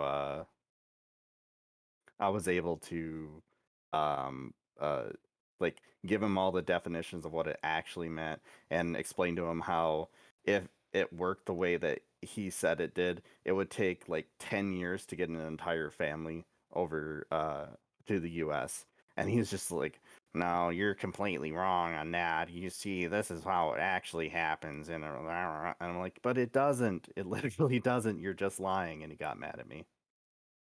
Yeah. That was a good time. No, Lecture Fan's not banned. The Doom went nuclear on someone on my stream once, and they're actually banned from Twitch now. As fun as this trip down memory lane is for me, Leon, and Mark, should probably switch it up a little bit because Yeah, sorry. We have the too much other three history. are like, they're like, I don't know what the fuck these people are talking about. I'm excited to find the feisty Leon clips. That sounds like a fun day. Oh, I'll That's so DM entertaining. them to you. Yeah, Thanks. please. Yeah, I did delete a lot of them from my channel, but I can't do anything about anyone else's. It's okay though. I don't know which of these topics. I don't have as many topics I usually do. I just couldn't find stuff this week. It's Christmas week. It's a little bit more difficult. I don't know if Blizzard warns employees not to sign union cards. Oh, There's yeah. actually a sentence in that article that's really interesting. What sentence are you talking about? The second paragraph at the beginning. I just thought like all the information that I gained from the first sentence of the second paragraph of this article. I guess we'll get into it, but it was just like a really really heavy sentence, I guess is the way to put it. We'll get to it. I don't know if you guys want to introduce the topic. Can you send me a link to that real quick? Yeah, I'll DM it to you. I'm just kidding. Okay. Thank you. Oh, that's not the link. So, yeah, I'll just read this tweet out actually. Activision exec Brian Bolateo, is that how you pronounce it? Who Yeah, previously Bolato, I worked for the guess. Trump administration, sent an email to his staff this morning to consider the consequences of your signature on your union cards. Yeah, so the sentence that I was gonna that I was reading from the article that I thought like as I came across, I was like, wow, that's a lot. It was a staff email was sent out today from Brian Bulato, or I assume Bulato or something, a former Trump administration officer now serving as an Activision Blizzard executive overseeing the Call of Duty endowment. And I was like, wow, that's what an interesting tidbit of information to be the person who's leading this anti-union email or whatever. I just thought that was funny and kind of on the nose. Yeah. Yeah, I hate that shit. I hate like threatening workers to not unionize. I mean, don't get me wrong, I understand why they do it because their motives are to make money and laborers or workers having more protections and being able to represent themselves better equals them getting more money usually. It's still pretty gross. I do wish there were some sort of policies that protected union busting more. There's a lot of policies that disrupt it more on the state level. Like West Virginia is a right to state work or right to work state. So So is Michigan. yeah, which means for people who don't know, like right to work in a nutshell means they can fire you for whatever reason. Yeah, it's They kind don't of have to have They a don't ironically even have to titled. give you a reason. yeah. Well, that's no, that's at will. Right to work is basically saying that if you work for a place that unionized and you decide to not join the union, you don't have to pay like secondary dues, even though you're benefiting from the You're union's right. negotiations. Yeah, you're right. But you had the right idea. It's just the wrong terminology. For sure, Makes for more sure. sense. Yeah. That's what They I I usually mean. like they go hand in hand with each other usually. But And technically, he could go to he could get prosecuted for doing that. That sort of intimidation, so blatantly, is like that's that's easy anywhere in the U.S. Just to keep that in mind. It's Yeah, I like mean, I'm just literally, surprised that like Blizzard's even doing this. Like they've had literally like probably the shittiest last like 2-3 years imaginable now, and it seems like at this point, like shit, do everything you can for your workers because like they're I don't know they're that company just feels like Well, they they're don't give a having fuck their case. anymore. they've They're made their getting money. away with literally everything.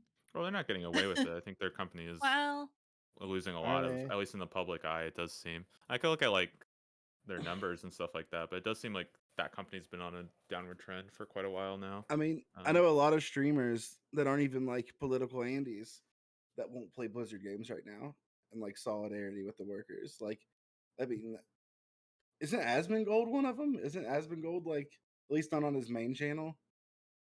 he still plays. I don't think he plays. He plays on his alt.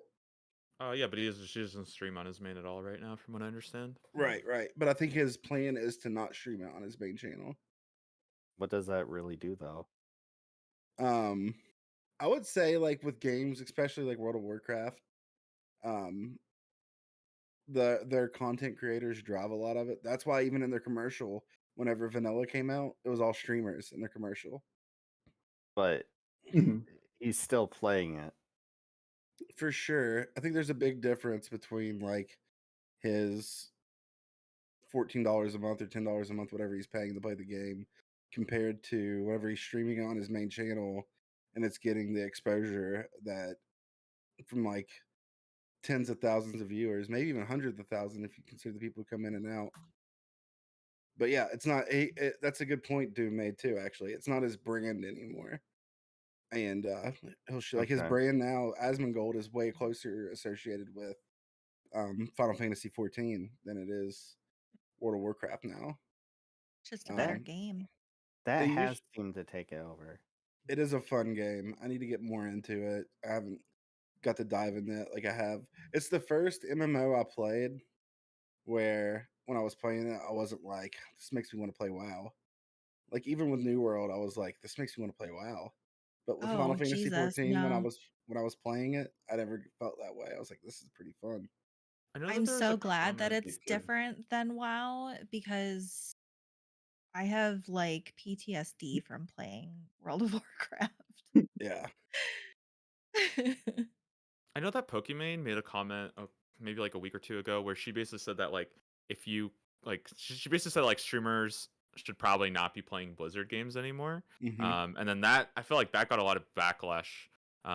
So I don't know. I kind of take the stance where like I don't know if like these people who are content creators whether or not like they should be essentially asked to like not play these games when that is like a large part of their brand and how they make their career and stuff like that. Um, Well, yeah. So like what Pokimane said was like if you're in a position to where you don't have to play it, like she did make sure she like that was in there with it. Like if you're in a position where you don't have to play games about Blizzard, then you probably shouldn't. Yeah, the yeah, and well-off streamers whose brand isn't like completely reliant on playing Hearthstone, because those people are stuck in it. They can't leave their career. If they try playing a different game, they literally start losing money. What about Call of Duty? I feel like that's still making a ton of money. Like, I believe me, I want them to be losing money, but Yeah, I mean, Yeah, Call I, of Duty was one of their biggest earners last year. Yeah, I mean, there's still, but like, I'm trying to think of like who streams Call of Duty that doesn't only stream Call of Duty and can get away with streaming something like that.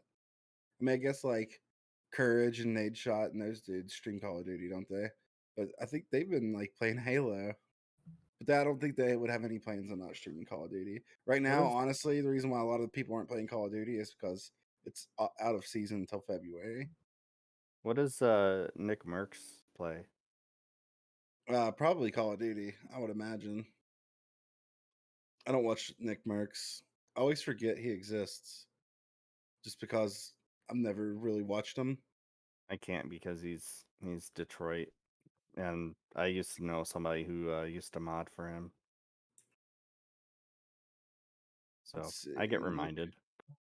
I get Call reminded of, whenever I see him on another channel.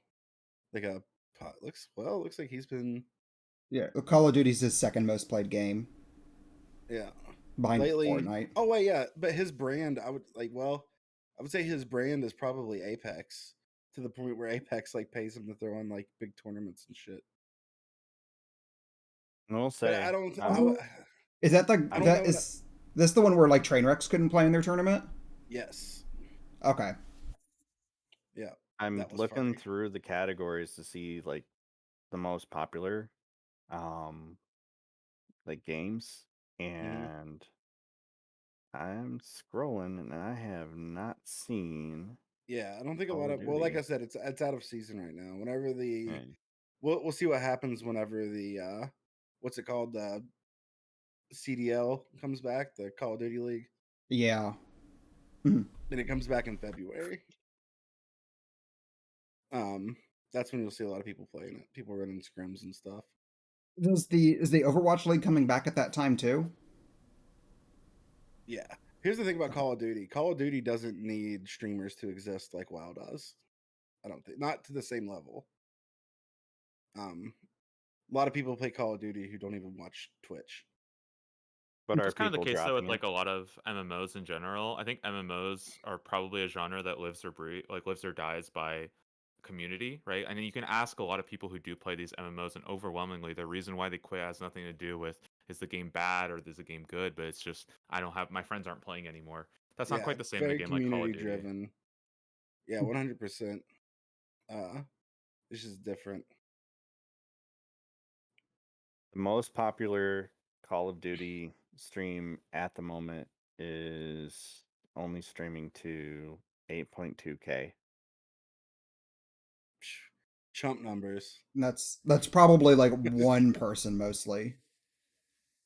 Yeah, yeah. And like the next one's 4.8, 1.6, 1.5, 1.5. Oh. And I mean, it sounds like, it sounds weird coming from us, but like for what that should be, and like what level of game it is. And I'm I talking mean, top considering, people that usually draw like hundreds of thousands of viewers. They're just not playing it. yeah, and it's a big game. Considering that, like, um, And it could another just game be that I out of think is season. very, very Twitch driven, League of Legends. You got Tyler One streaming the League of Legends to almost 28,000 people right now. Like Call of Duty just Exactly. doesn't need. And that's my point. Yeah, I think Yeah, Tarkov just had a major update, which is probably a hard hit to Call of Duty as well, because I've seen a lot of people playing that. I've never played it, but God, it looks Either. so. Yeah, right now we got one person right now streaming Final Fantasy 17 that I've never heard of. You might know really on Extra Life.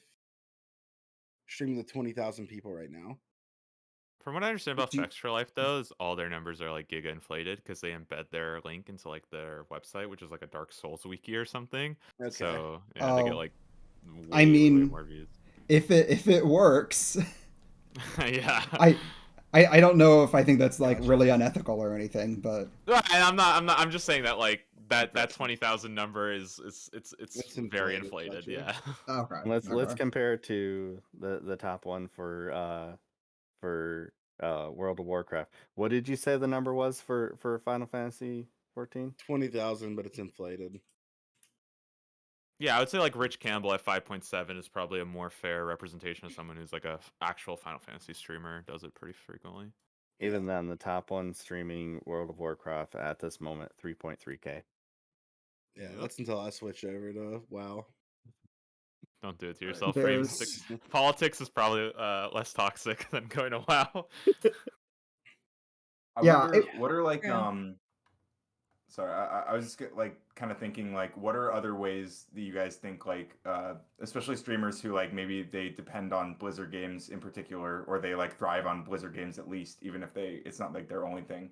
Like what are other ways that they could like continue doing that while still like trying to engage with this in like a way that I don't know is it has some impact and comparable to someone just saying, "Oh, I'm not going to play the games at all."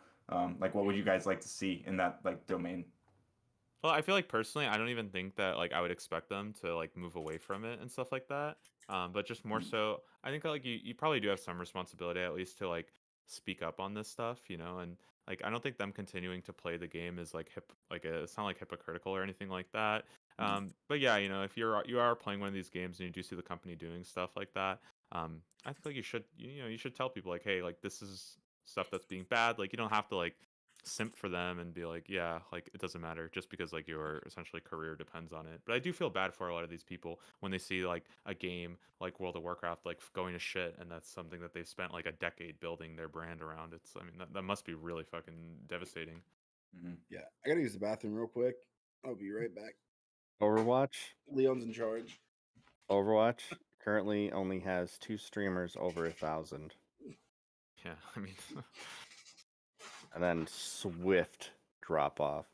788, 612, 375, 321, 307, 281. I think the Like, thing is like Blizzard's big numbers don't even come from those games, right? It comes from I think King, right? They own King, which has like Candy Crush and all the Yep. mobile games, and that's where they're making like Uh, I don't even know how Do that they? market is gonna get destroyed like I that. didn't know they own that. oh, No, mobile damn. gaming. Then they have no Mobile, reason to give a shit. yeah, mobile gaming, excluding China, makes 3 times what PC gaming does last Yeah. year. It's crazy. Like they're Yeah. gonna that's the Pokemon part Go. of Blizzard that's gonna keep them staying afloat. They even like this year they ran positive, but they didn't run very positive. And they highlighted one of the main reasons they were positive is Diablo 2 Resurrected. Which I don't know how many investors look at that and realize that game doesn't have recurring monetization. There's no in-game market. So once you buy the game, that's all you're getting from it. There's no like in-game shop for it. And with Not Blizzard, yet. yeah, knows, well, right? yeah, not yet. With Blizzard indefinitely delaying Overwatch 2 and Diablo 4, next year is going to look extremely weak for them because they don't have anything that's at least guaranteed to be coming out. Diablo Immortal, which will do well because it's a mobile game, especially because it's mobile RPGs, which are the biggest genre. But I do not get that. I have a uh, hard enough time playing Switch handheld. oh, yeah, it's mostly just like lack of access, and just like cultural changes. Like Yeah, like I know 70% the of Asian mobile market's comes huge, from right? 70% of all income from mobile comes from South Korea, China, and Japan. Like those 3 alone are doing most of it. And then even if you start looking at like Indonesia, and like India, like US makes up so little of the mobile market, which is weird because it's huge. And we have like the greatest internet penetration in the world. But stop.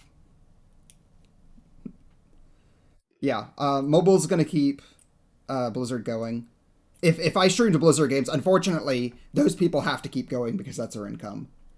They can try to like ease their audiences by spending an hour or two playing something else to kind of like move their audience towards it. But even then, I remember Raynad used to be like a big Hearthstone streamer, but when he would switch to Counter Strike, he would lose 90% of his audience. Yeah, I mean that happens. I mean we see that like all the time with a lot of streamers, right? Where they do get kind of locked into one thing. Um, I mean I remember like Trainwrecks, right? When he would do like his like just chatting stuff, and then he would switch to like CS:GO or something, and it would be like just like Yeah. colossal drop off, right? Like it is kind of like that is kind of the industry though. You are typically built around a certain niche. It's really hard to sell yourself as like a full-on variety streamer. Yep.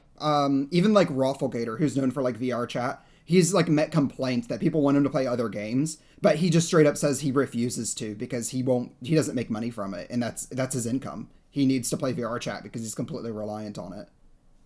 I think like he said, like the one time he'll like strongly consider is if it's a big group of friends, which means he's doing it for himself, or if he gets sponsored content, because sponsors. I just this is about a like earlier topic, but just thought it was worth mentioning that currently Hassan is streaming to 41,000 people watching Ugh. Master Chef. Amazing. Amazing. Anyways, sorry. Is he just yeah. doing it so he can get away with it? No, until he It's can, I guess. I mean, it's probably easy content. I mean, his numbers are probably looking really strong because he just got unbanned. But I think that kind of content typically runs like very positive for people. Yeah. I just thought it was worth mentioning. Yeah, the last thing I would say towards people that like rely on Blizzard content for like income and stuff is that you could try to promote different play styles that don't give Blizzard money. So I remember like in Hearthstone, there were people that would take up like free to play challenges where they would start a new account, not put any money in, and try to see how high they could get ranked playing those kinds of decks. A lot of people did the same thing with Genshin when they said like, yo, like we don't support this like insane gacha loot box bullshit. So like I still want to play Genshin because like obviously their numbers were doing really well because it was a very popular game at the time. But Greg spent so much money on waifus. Yeah, well, exactly. I mean, but that's what was happening, right? Because like they were literally promoting. I mean, it's almost like the the gambling streams that we see now. They were like doing these like 100 spins of like thousands of dollars trying to get some like C6 character, or just like the max upgrade character, right? And then like people want to watch that, but it does kind of compulse your viewers to like engage in that like gambling. Yeah, Genshin had a problem recently with a promotion they did. Because they did something where like you would get like in-game content, I think, if you subbed or donated to streamers that were playing Genshin. But the two issues is it was only certain streamers, not any of them. So it was their top end. And the contract for it was like really awful. It was like a solid month you could like Genshin I think had to be like 90% of the content on Twitch. Like including like just chatting and stuff. That was really negative. Someone in chat said they wrote a bunch of questions. Now I'm intrigued.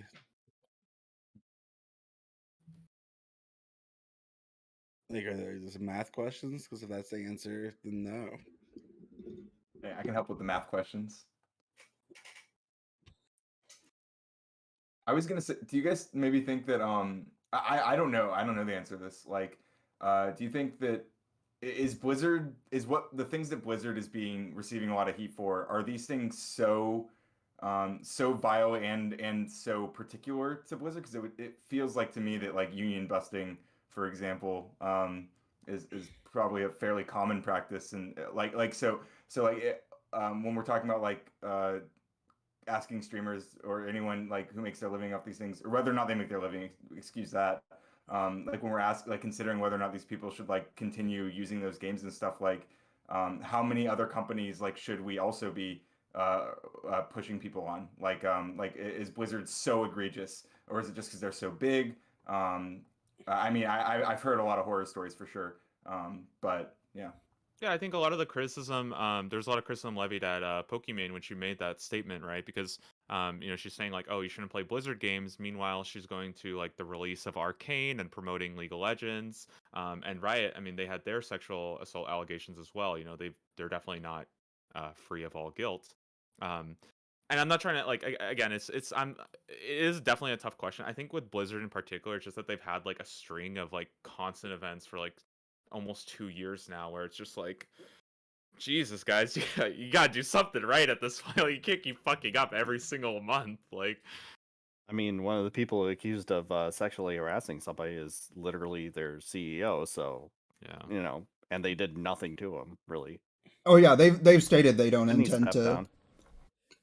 I think to that get rid of them. the biggest problem is that we've normalized sexual harassment so much that when someone comes out and says something, they're blaming the victim, and that is the biggest thing that needs to change. But it's hard to reverse course. It's hard to pick a starting point. Yeah. Mhm. I think if you're gonna pick any sort of starting point, I mean, we missed everything on Ubisoft. Like, and people keep forgetting at this point. And are they even that big company to where it would make that huge an impact? They're big, don't get me wrong, but they're not like Activision Blizzard. So I Mhm. think if you're going to start somewhere to actually clamp down on this in the industry, you got to start with Blizzard. You got to start with one of the kings. Ubisoft Yeah. ain't that. Yeah, I could see why. Actually, no. Pokimane does nothing wrong. She's a queen, and you would treat her as such. I agree. Okay, I was just saying what happened. All right, I'm not making any claims. All right. I think it was brave of her to say. Yeah, it was very brave. And like she does, I mean, she does have a point. Now You I know, get like, I get the hypocrisy at the same Mhm. time. It sounds like Uh, she made the caveat, the important caveat that, like, there are people who like depend on it, and maybe it's worth asking people to at least consider whether or not that's an option they want to take. So definitely. She doesn't want to tank it for the streamers. She wants the viewers themselves to enact it. That's what it sounds like to me. And your results are going to be very limited in that, but at least there's something happening. It appears. I hope this continues, and they start losing enough revenue to where they feel well, I mean, like, okay, shit, we got to I act. think their But stock is they're not. already starting to climb back up again. I mean, it's not where it was a year ago. If you're using that as a metric of how it's affecting them, because it dropped pretty hardcore initially, right? Like, It's got to hit the mobile gaming market.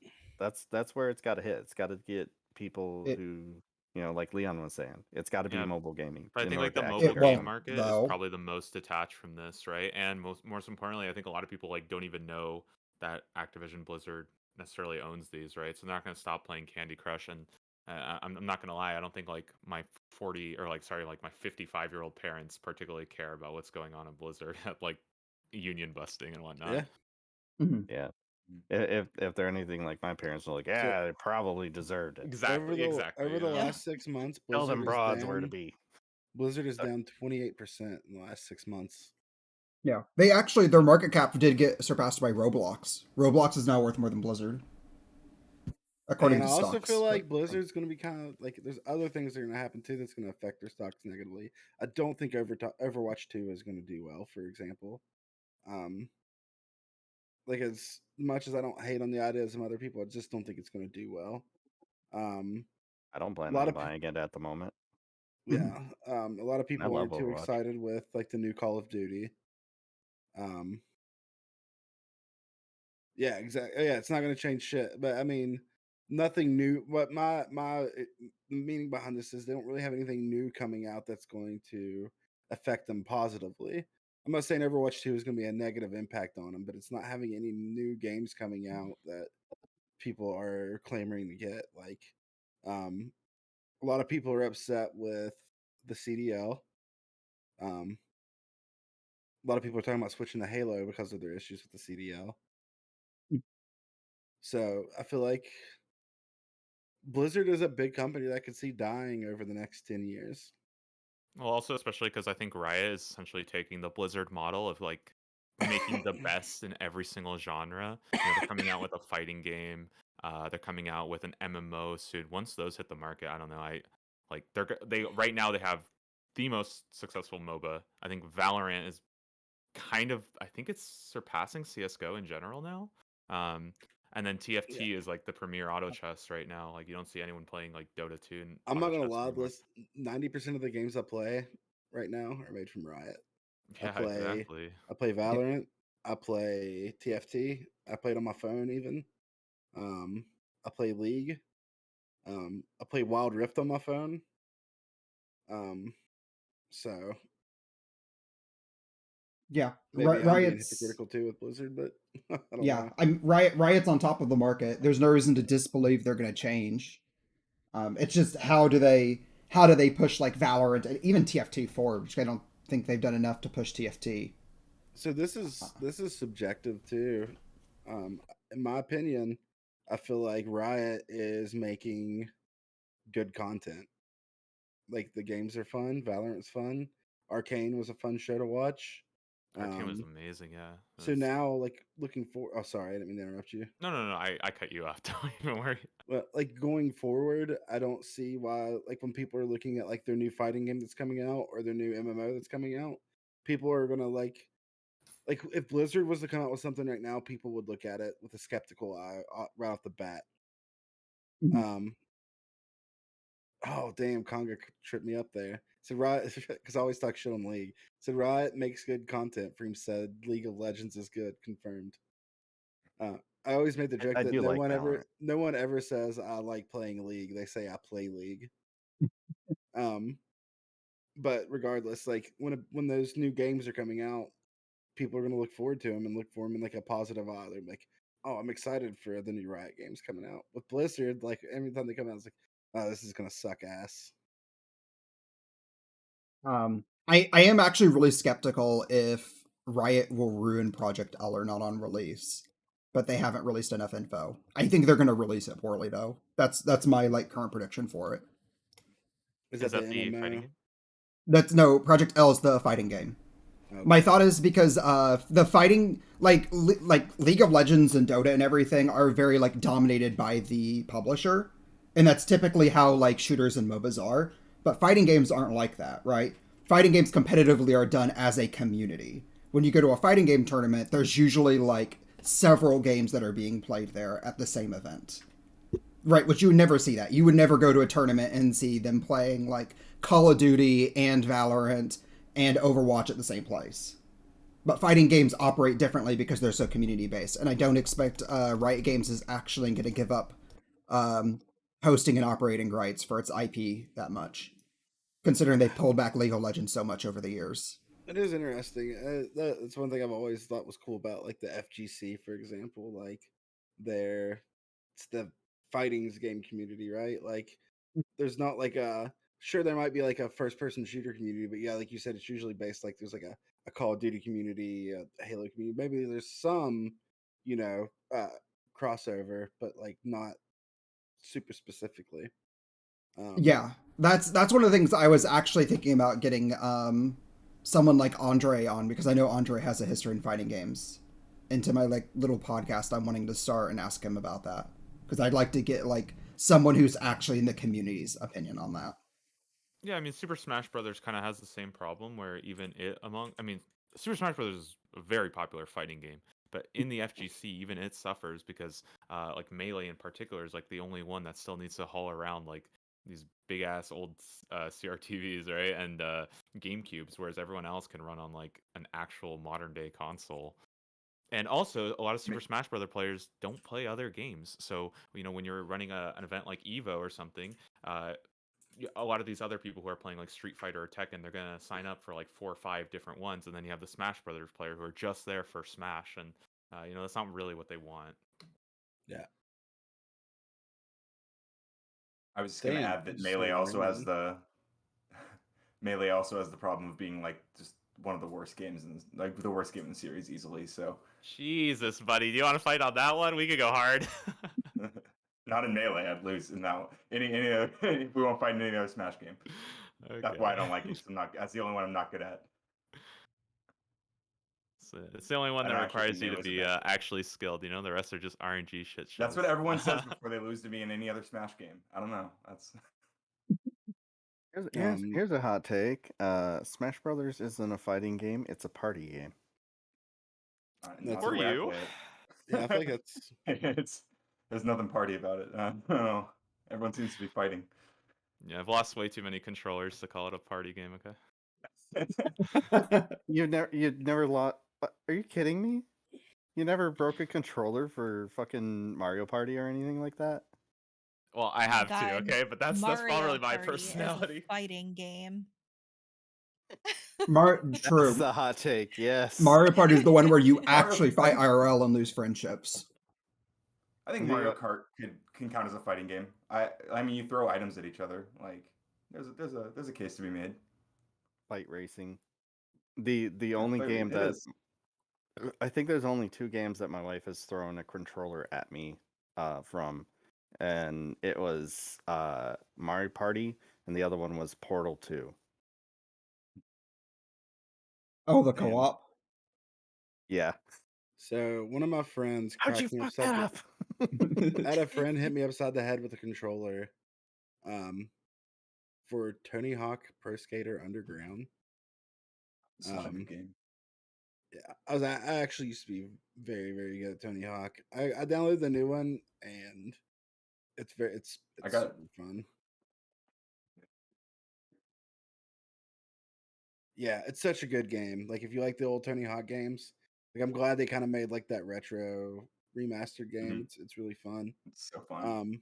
And another game I would even say like when someone says they're good at a game, like I get it, but like I don't think you're okay at a game if what most people perceive themselves as good at. I was good at NHL 12, like ridiculous, like leaderboard rank good, and my roommate, I made him so mad because if I wanted to play my friends IRL, I would have to pick like the worst teams possible. I'd have to pick like Kazakhstan's national team or Japan's national team, and while they would pick like a regular team. I made him so mad that he threw a controller through our TV. Jesus. Jeez Oh. Louise. Yes. Yeah, that was one of the most angry I've ever. He felt really bad. He went and bought a new TV that evening, but he could do it. It's technically his TV, so Did he also seek therapy? Fuck. he's chilled out a lot. He's chilled out a lot. He's still a good friend of mine, but We've all had gamer moments. I mean, not I've too long never ago, thrown a controller through a TV. I was playing Nope. League of Legends, threw a and I TV jumped up and I punched my microphone, and it swung. And if it was, I had a bottle sitting there. If it wasn't for that bottle, it would have cracked my monitor, no doubt. Oh my god. I just I've jumped up and definitely- punched my controller, like my knuckle bled. I've definitely punched my desk a number of times because of Overwatch. Yeah, I don't rage too often. Like anyone that's played games with Same. me, I don't really rage. But I mean, Valorant brings it out on me a little bit. You'll hear me pound my desk, but I'm not I on have heard that. anything. I'm not like a wall puncher. I'm not like a throw Same. things when I'm mad kind of person. But I name call when I'm angry. I drop some very mean names. like gamer words. What are we talking about Yeah. here? Oh God. I call people cunts a lot. Oh, that's Oh, that's fine. Well, I mean, That's that's not- why games are banning all chat now, right? So you can't even talk to people. You got to hear me when I'm driving. I call people chips. What is that? I can't It's say the- the word, you guys. Dog whistle. Oh. Oh. Jeez. Oh my gosh. Snack foods. Oh. Oh. Oh, gotcha. okay, I get it now. And words. We can't The talk other- about Also, your I'm just snacks kidding. anymore. Oh. So let's bring up that topic now. No, I'm just kidding. I'm actually going to end it No. here. You suck and you're white. Plus ratio. Plus Whoa. you fell off. Plus you're white. Plus the hood watches us on now. Does it really? No. Oh. That's just the tweets that I see. I don't know who the kids are watching these days. Looks like they are watching Hassan. Yeah. Watch Master Chef. Should I start watching Master Chef on stream? No, I'm kidding. No one's gonna watch me watch Master Chef. Probably not. Who watches Master Chef? That's what I want to know. I love Master Apparently, Chef. a lot of people now. Really? Yeah, what's the point of watching a cooking show? Because like you can't even taste the food. So what's the Well, point? see, I here's don't the thing, understand. Oh, it's it fun. It's fun. They It add a lot of inspires me. drama. Yeah. Well, that's one thing. There's a lot of drama, a lot of yelling, Exciting. a lot of Gordon Ramsay being like a dick, and like the He just has really good disses. If you don't like the angry side of it, watch the most recent episode or most recent season of British Baking Show, and Yep, then I was try gonna and tell say me See, that you I hate like it. that because it's so wholesome. it Yeah. is. I It's so teared up cute. on the last episode. That last Oh my season was gosh. beautiful. It's so good. I It's love a that good show. show. Very wholesome. Hmm Um, it makes me want to cook. I like to cook a lot too. And I like cooking weird things, and it inspires me to like look up something. Like I think the last time I watched Master Yeah. Chef, I ended up cooking like chicken caprese and bought a Dutch oven. Cooking makes me have like panic attacks. Yeah, we've So talked about this, Mark. One of these days, I'm gonna come yeah, there and I'm gonna teach you how to cook. you'll see how frustrated I get with like too much stuff going on. Like You know, my ADHD goes fucking crazy. But like, that's why I like those shows. Is I can't fucking cook like that, and I just watch other people do it. And I'm like, I bet that's good. Look at them go. Good for them. Yeah, I pretty much binged Food Wars, the anime, and then learned to cook from that. So I feel you guys. well, it's probably easy I to was actually make it. born with the ability to cook well. Nice. Yeah. Um, Yeah, well, I found out when double I was shine 18. using anime food to feed his anime waifus. Is that anime the one that like when they eat the food they make like Yes, cummy faces? absolutely. But that's not why I watched. Okay, I I've watched seen for the clips of cooking. that. All right. Sure, me Uh-huh. too, For buddy. the real plot. Listen, okay, it was like I turned like 18. That was the first time I realized that like salt and pepper aren't the only spices that you're allowed to put on food. So, it's all a big wake up Wait, moment what? for me. I mean, that's definitely Oh my god. a white people thing that we all got to learn to get over. Is spices can go in food, and it usually tastes better when it does. Yeah, like, Look, talk about spices white are privilege, awesome. but they never mention that we never learn how to cook. All right, so Uh, um, Oh God. yeah. Wait, Speaking of oh, cooking, Conga said I'll fight anyone in a cook-off. Go to my food section in my Discord. This is a plug for my Discord, by the way. And look at the stuff Conga posts in the food section that he cooks. you sneaky bitch. I forgot what I was gonna say. I didn't even know purple mashed potatoes existed. Oh my god. Well, yeah, I know get because food I watch coloring. Master Chef from XQC's channel. You can pick up a lot of tricks, like little kitchen things that you wouldn't otherwise know if you watch a lot of cooking shows. So that's one That's another true. thing. Yeah, this would be a There's good. definitely a number of times where like they'll say that they're doing a thing that like I'd seen in a recipe is like I have no clue what the fuck that means, so I'm just not gonna do it. And then I do it and I go, oh, I'm Also, still not shout gonna out. do it. Also, shout out Conga. Hell yeah, shout out Conga. He plays Valorant with no crosshair and kills it. He Yeah, doesn't use a crosshair. he's a wild man. Um, here's a good closing thing that we can go off on. I'm just curious. Did everyone get their not their streamer recap, but their viewer recap? Nope, I didn't get either. Yeah. Did you check your email, Leon? I think Yeah. you have to be you have to like opt into if you like opted out of the notifications or something, then they don't send it to you and you can't request Bummer. it I either. was Yep. curious So to it's see what actually That's everyone's what number happened to one me. watched. What everyone's number one watch stream was. We know that Double Shots is Lakari, so No, mine was Destiny, all right? DGG for life. oh god, Right. cringe. Get out. I think mine was Lucid probably. Like he's Nice. just how I start my work day. Mine Leon didn't was get I don't even need to look at past stream numbers. Mine was the first time I streamed Dead by Daylight no because I am no. a scaredy cat. It's the person that you watch the most, the streamer Oh, you the watch. person that Yeah. I watch the most? Yeah. Denims. Denims. I love Yeah, Denims. easy. Mine Never gonna find it. was NMP lol, which I don't know if you guys. A lot of people, a lot of political Twitch people don't know who that is, but he's a pretty big streamer. He's with OTK. It's part of the Austin crew. Yeah, I mean, well, he's been Soda Poppin's roommate for like over a decade. Oh. Speaking of He soda popping, introduced. Oh, you got a shirt. Nice. I've had it. This is an old one. Yeah, I like his merch. What's cool about his merch is he sells it for like $12.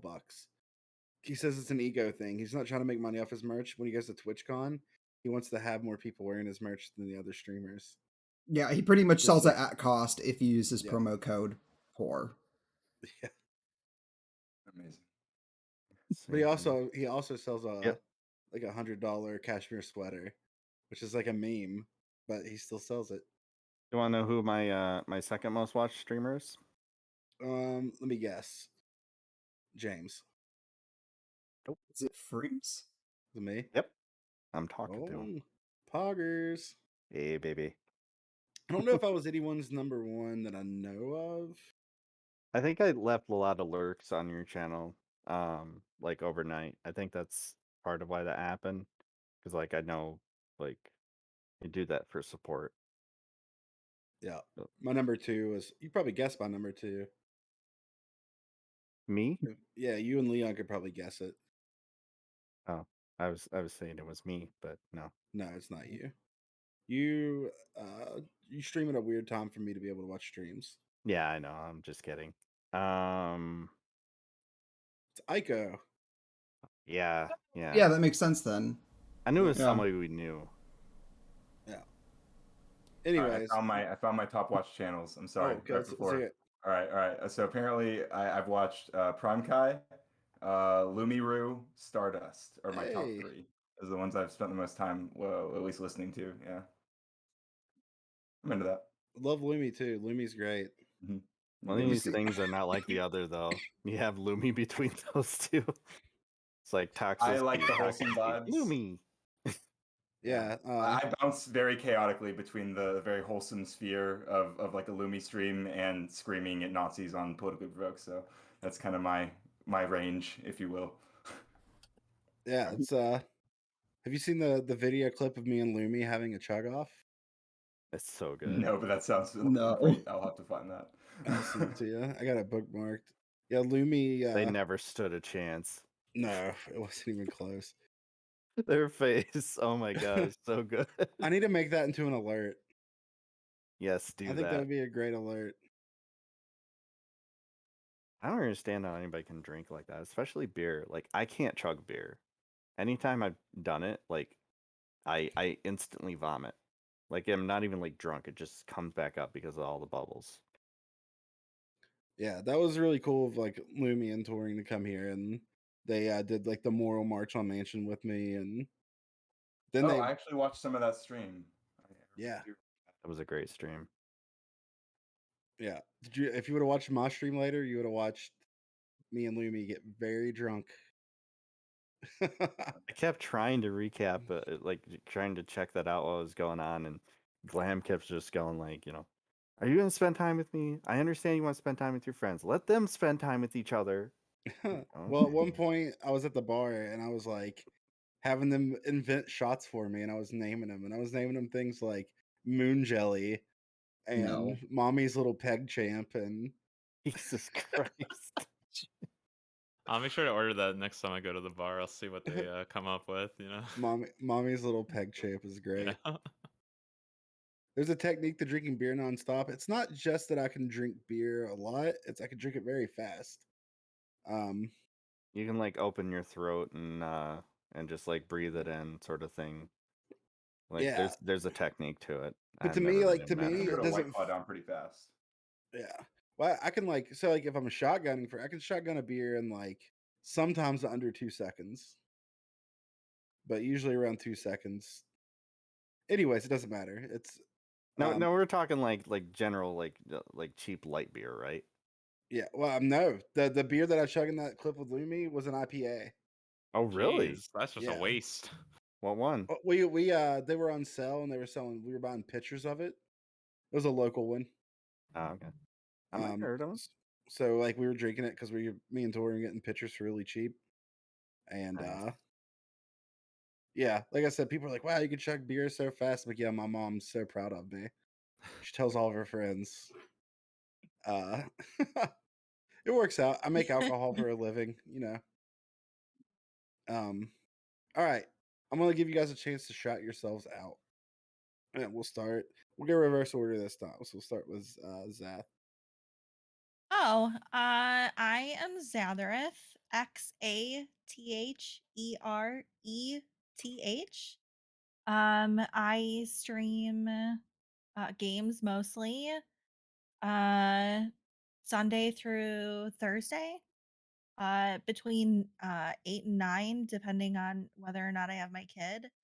Um, and sometimes I do panels. I'm gonna play a couple of rounds of Dead by Daylight after this. So come on by if you feel like it. Also, my mom is super proud of me for being able to deep throat drinks. Oh. Hey, yeah. Thanks for coming on again. Yeah, Yeah, thanks someone for in having chat me. says, "I love your hair, Zath." I was about to say that Oh, your hair thank is always like you. the coolest colors. Thanks. Once the mullet's gone, I'm Don Mon Pink finally. Fuck yeah. The mullet's pretty Like, strong. It's getting stronger. It's starting to tickle like the top of my back. I hate it. The novelty is worn off. Um, now we got Radical Coder. All right, it's been fun. I'm Radical Coder. Stream a variety of stuff. I'm probably gonna be streaming a lot more this year. So if you are interested in anything in the world of computer science, programming, web development, politics, Pokemon, anything in between, that's the kind of stuff I'll be covering. If you want, I highly recommend check out my YouTube channel. I have some content on there with me going up against some heavy hitters. Like I have a 4-hour debate with Big Papa Fascist and Rob Noir, talking about God. critical race theory. That's a good one. It actually was a pretty good conversation, looking back. Surprisingly good faith, from those types. But yeah, that's the kind of stuff I do. I engage with a lot of those people on the far right. I try to push back against a lot of the messaging they send, and it's difficult at times, but I think it's worth it to at least somewhat empathize with Oh those kinds shit. of positions. I just went to So your channel to yeah. make sure that you that I was spelling it right. Hey, you auto Mhm. host me. I'm on your auto host list. That's pretty cool. Oh yeah, yeah. You must. I think I've been following you for a really long time. I don't remember when I followed you. Like back when I think like the Mind Waves panels and stuff. Like, Yeah. um, No, yeah, I was definitely when I like knew the started. name. I didn't know you Yeah. streamed until recently, but I definitely will check them out now that I know. Yeah. Well, I will hopefully make them more frequent because I haven't streamed in like a month. But I really am trying to branch out more and do some fun stuff. So this year should be a pretty exciting one for my content. Yeah, awesome. Then we got Mark Monkey. yes. Hi. Okay, and now we have Leon. No, I'm just kidding. Go ahead. Nice. Mark Monkey, streamer from Flint, Michigan. Yeah, I will be debating Spectre tomorrow at 11 a.m. Eastern Standard Time. That should be pretty interesting. Pretty much any debate you can get me into regarding healthcare is going to be very entertaining. I promise to be nice to it, but there have been debates in the past regarding healthcare where I got really spicy. So, hey, that just know that could come out. And that can be a lot of fun. Otherwise, usually just farting around talking about stories and talking about poverty a lot. A lot of concentrations on poverty and expressing uh, the um, the deficits that the left has in discussing it properly and how to address it to people who live in impoverished areas. Um, and just, general tomfoolery. Sometimes I do Obama impressions, Bernie impressions, Dave Rubin, just whatever I feel like at the time. Um, Give I us a think, Bernie impression right now. like, what should I say? Say she won't leave me because the dick's too bomb.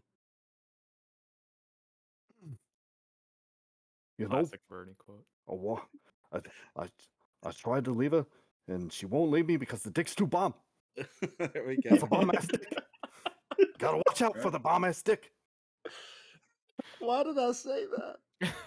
I'm so upset with myself. Talk about how the What 1% of the bomb ass what dick is.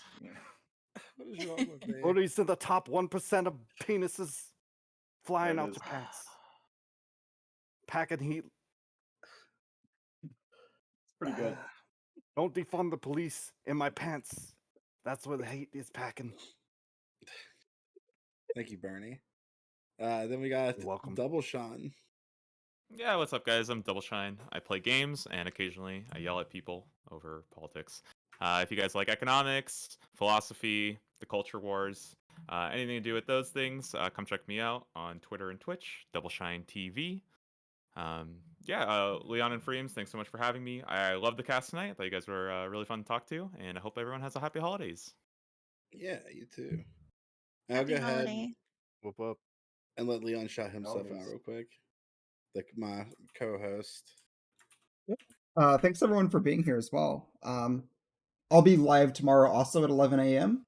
But I'm going to be talking about like gaming and esports business stuff. So if you're not interested in that, you should go check out Mark instead, because otherwise I'd be watching what he's talking about. But yeah, I usually go like read through like analysis reports and stuff for an hour or two, and then spend the next hour probably talking about how I don't know what to do, and the next hour just going through like Final Fantasy 14 or something, or talking about Dungeons and Dragons. But No, go ahead. Let me interrupt you. no, it's fine. That's about it. This this episode will come out on. I'll post it on YouTube sometime this week. I've got videos posted in advance for a few more days, but it'll be there sometime. That's it. Thanks for being here. Yeah, and I'm Dreams. I'm a lefty streamer from Appalachia. I cover politics. Sometimes we'll go over a little bit of Twitch drama, but usually my take on it is like a lot of what they're saying doesn't really matter to anyone who's not on the internet. And that's about it. I host panels. I'll be going on more panels upcoming too. So if you're interested in that, give me a follow if you're not already following. But thank you all for coming on, and yeah, I'm sure I'll see you all again. Thank you again. Stay safe, everyone. Thank you. Yep, thanks so much. for having me on, See you bud. guys. Have a great night, everyone. All right. See you all. Good night.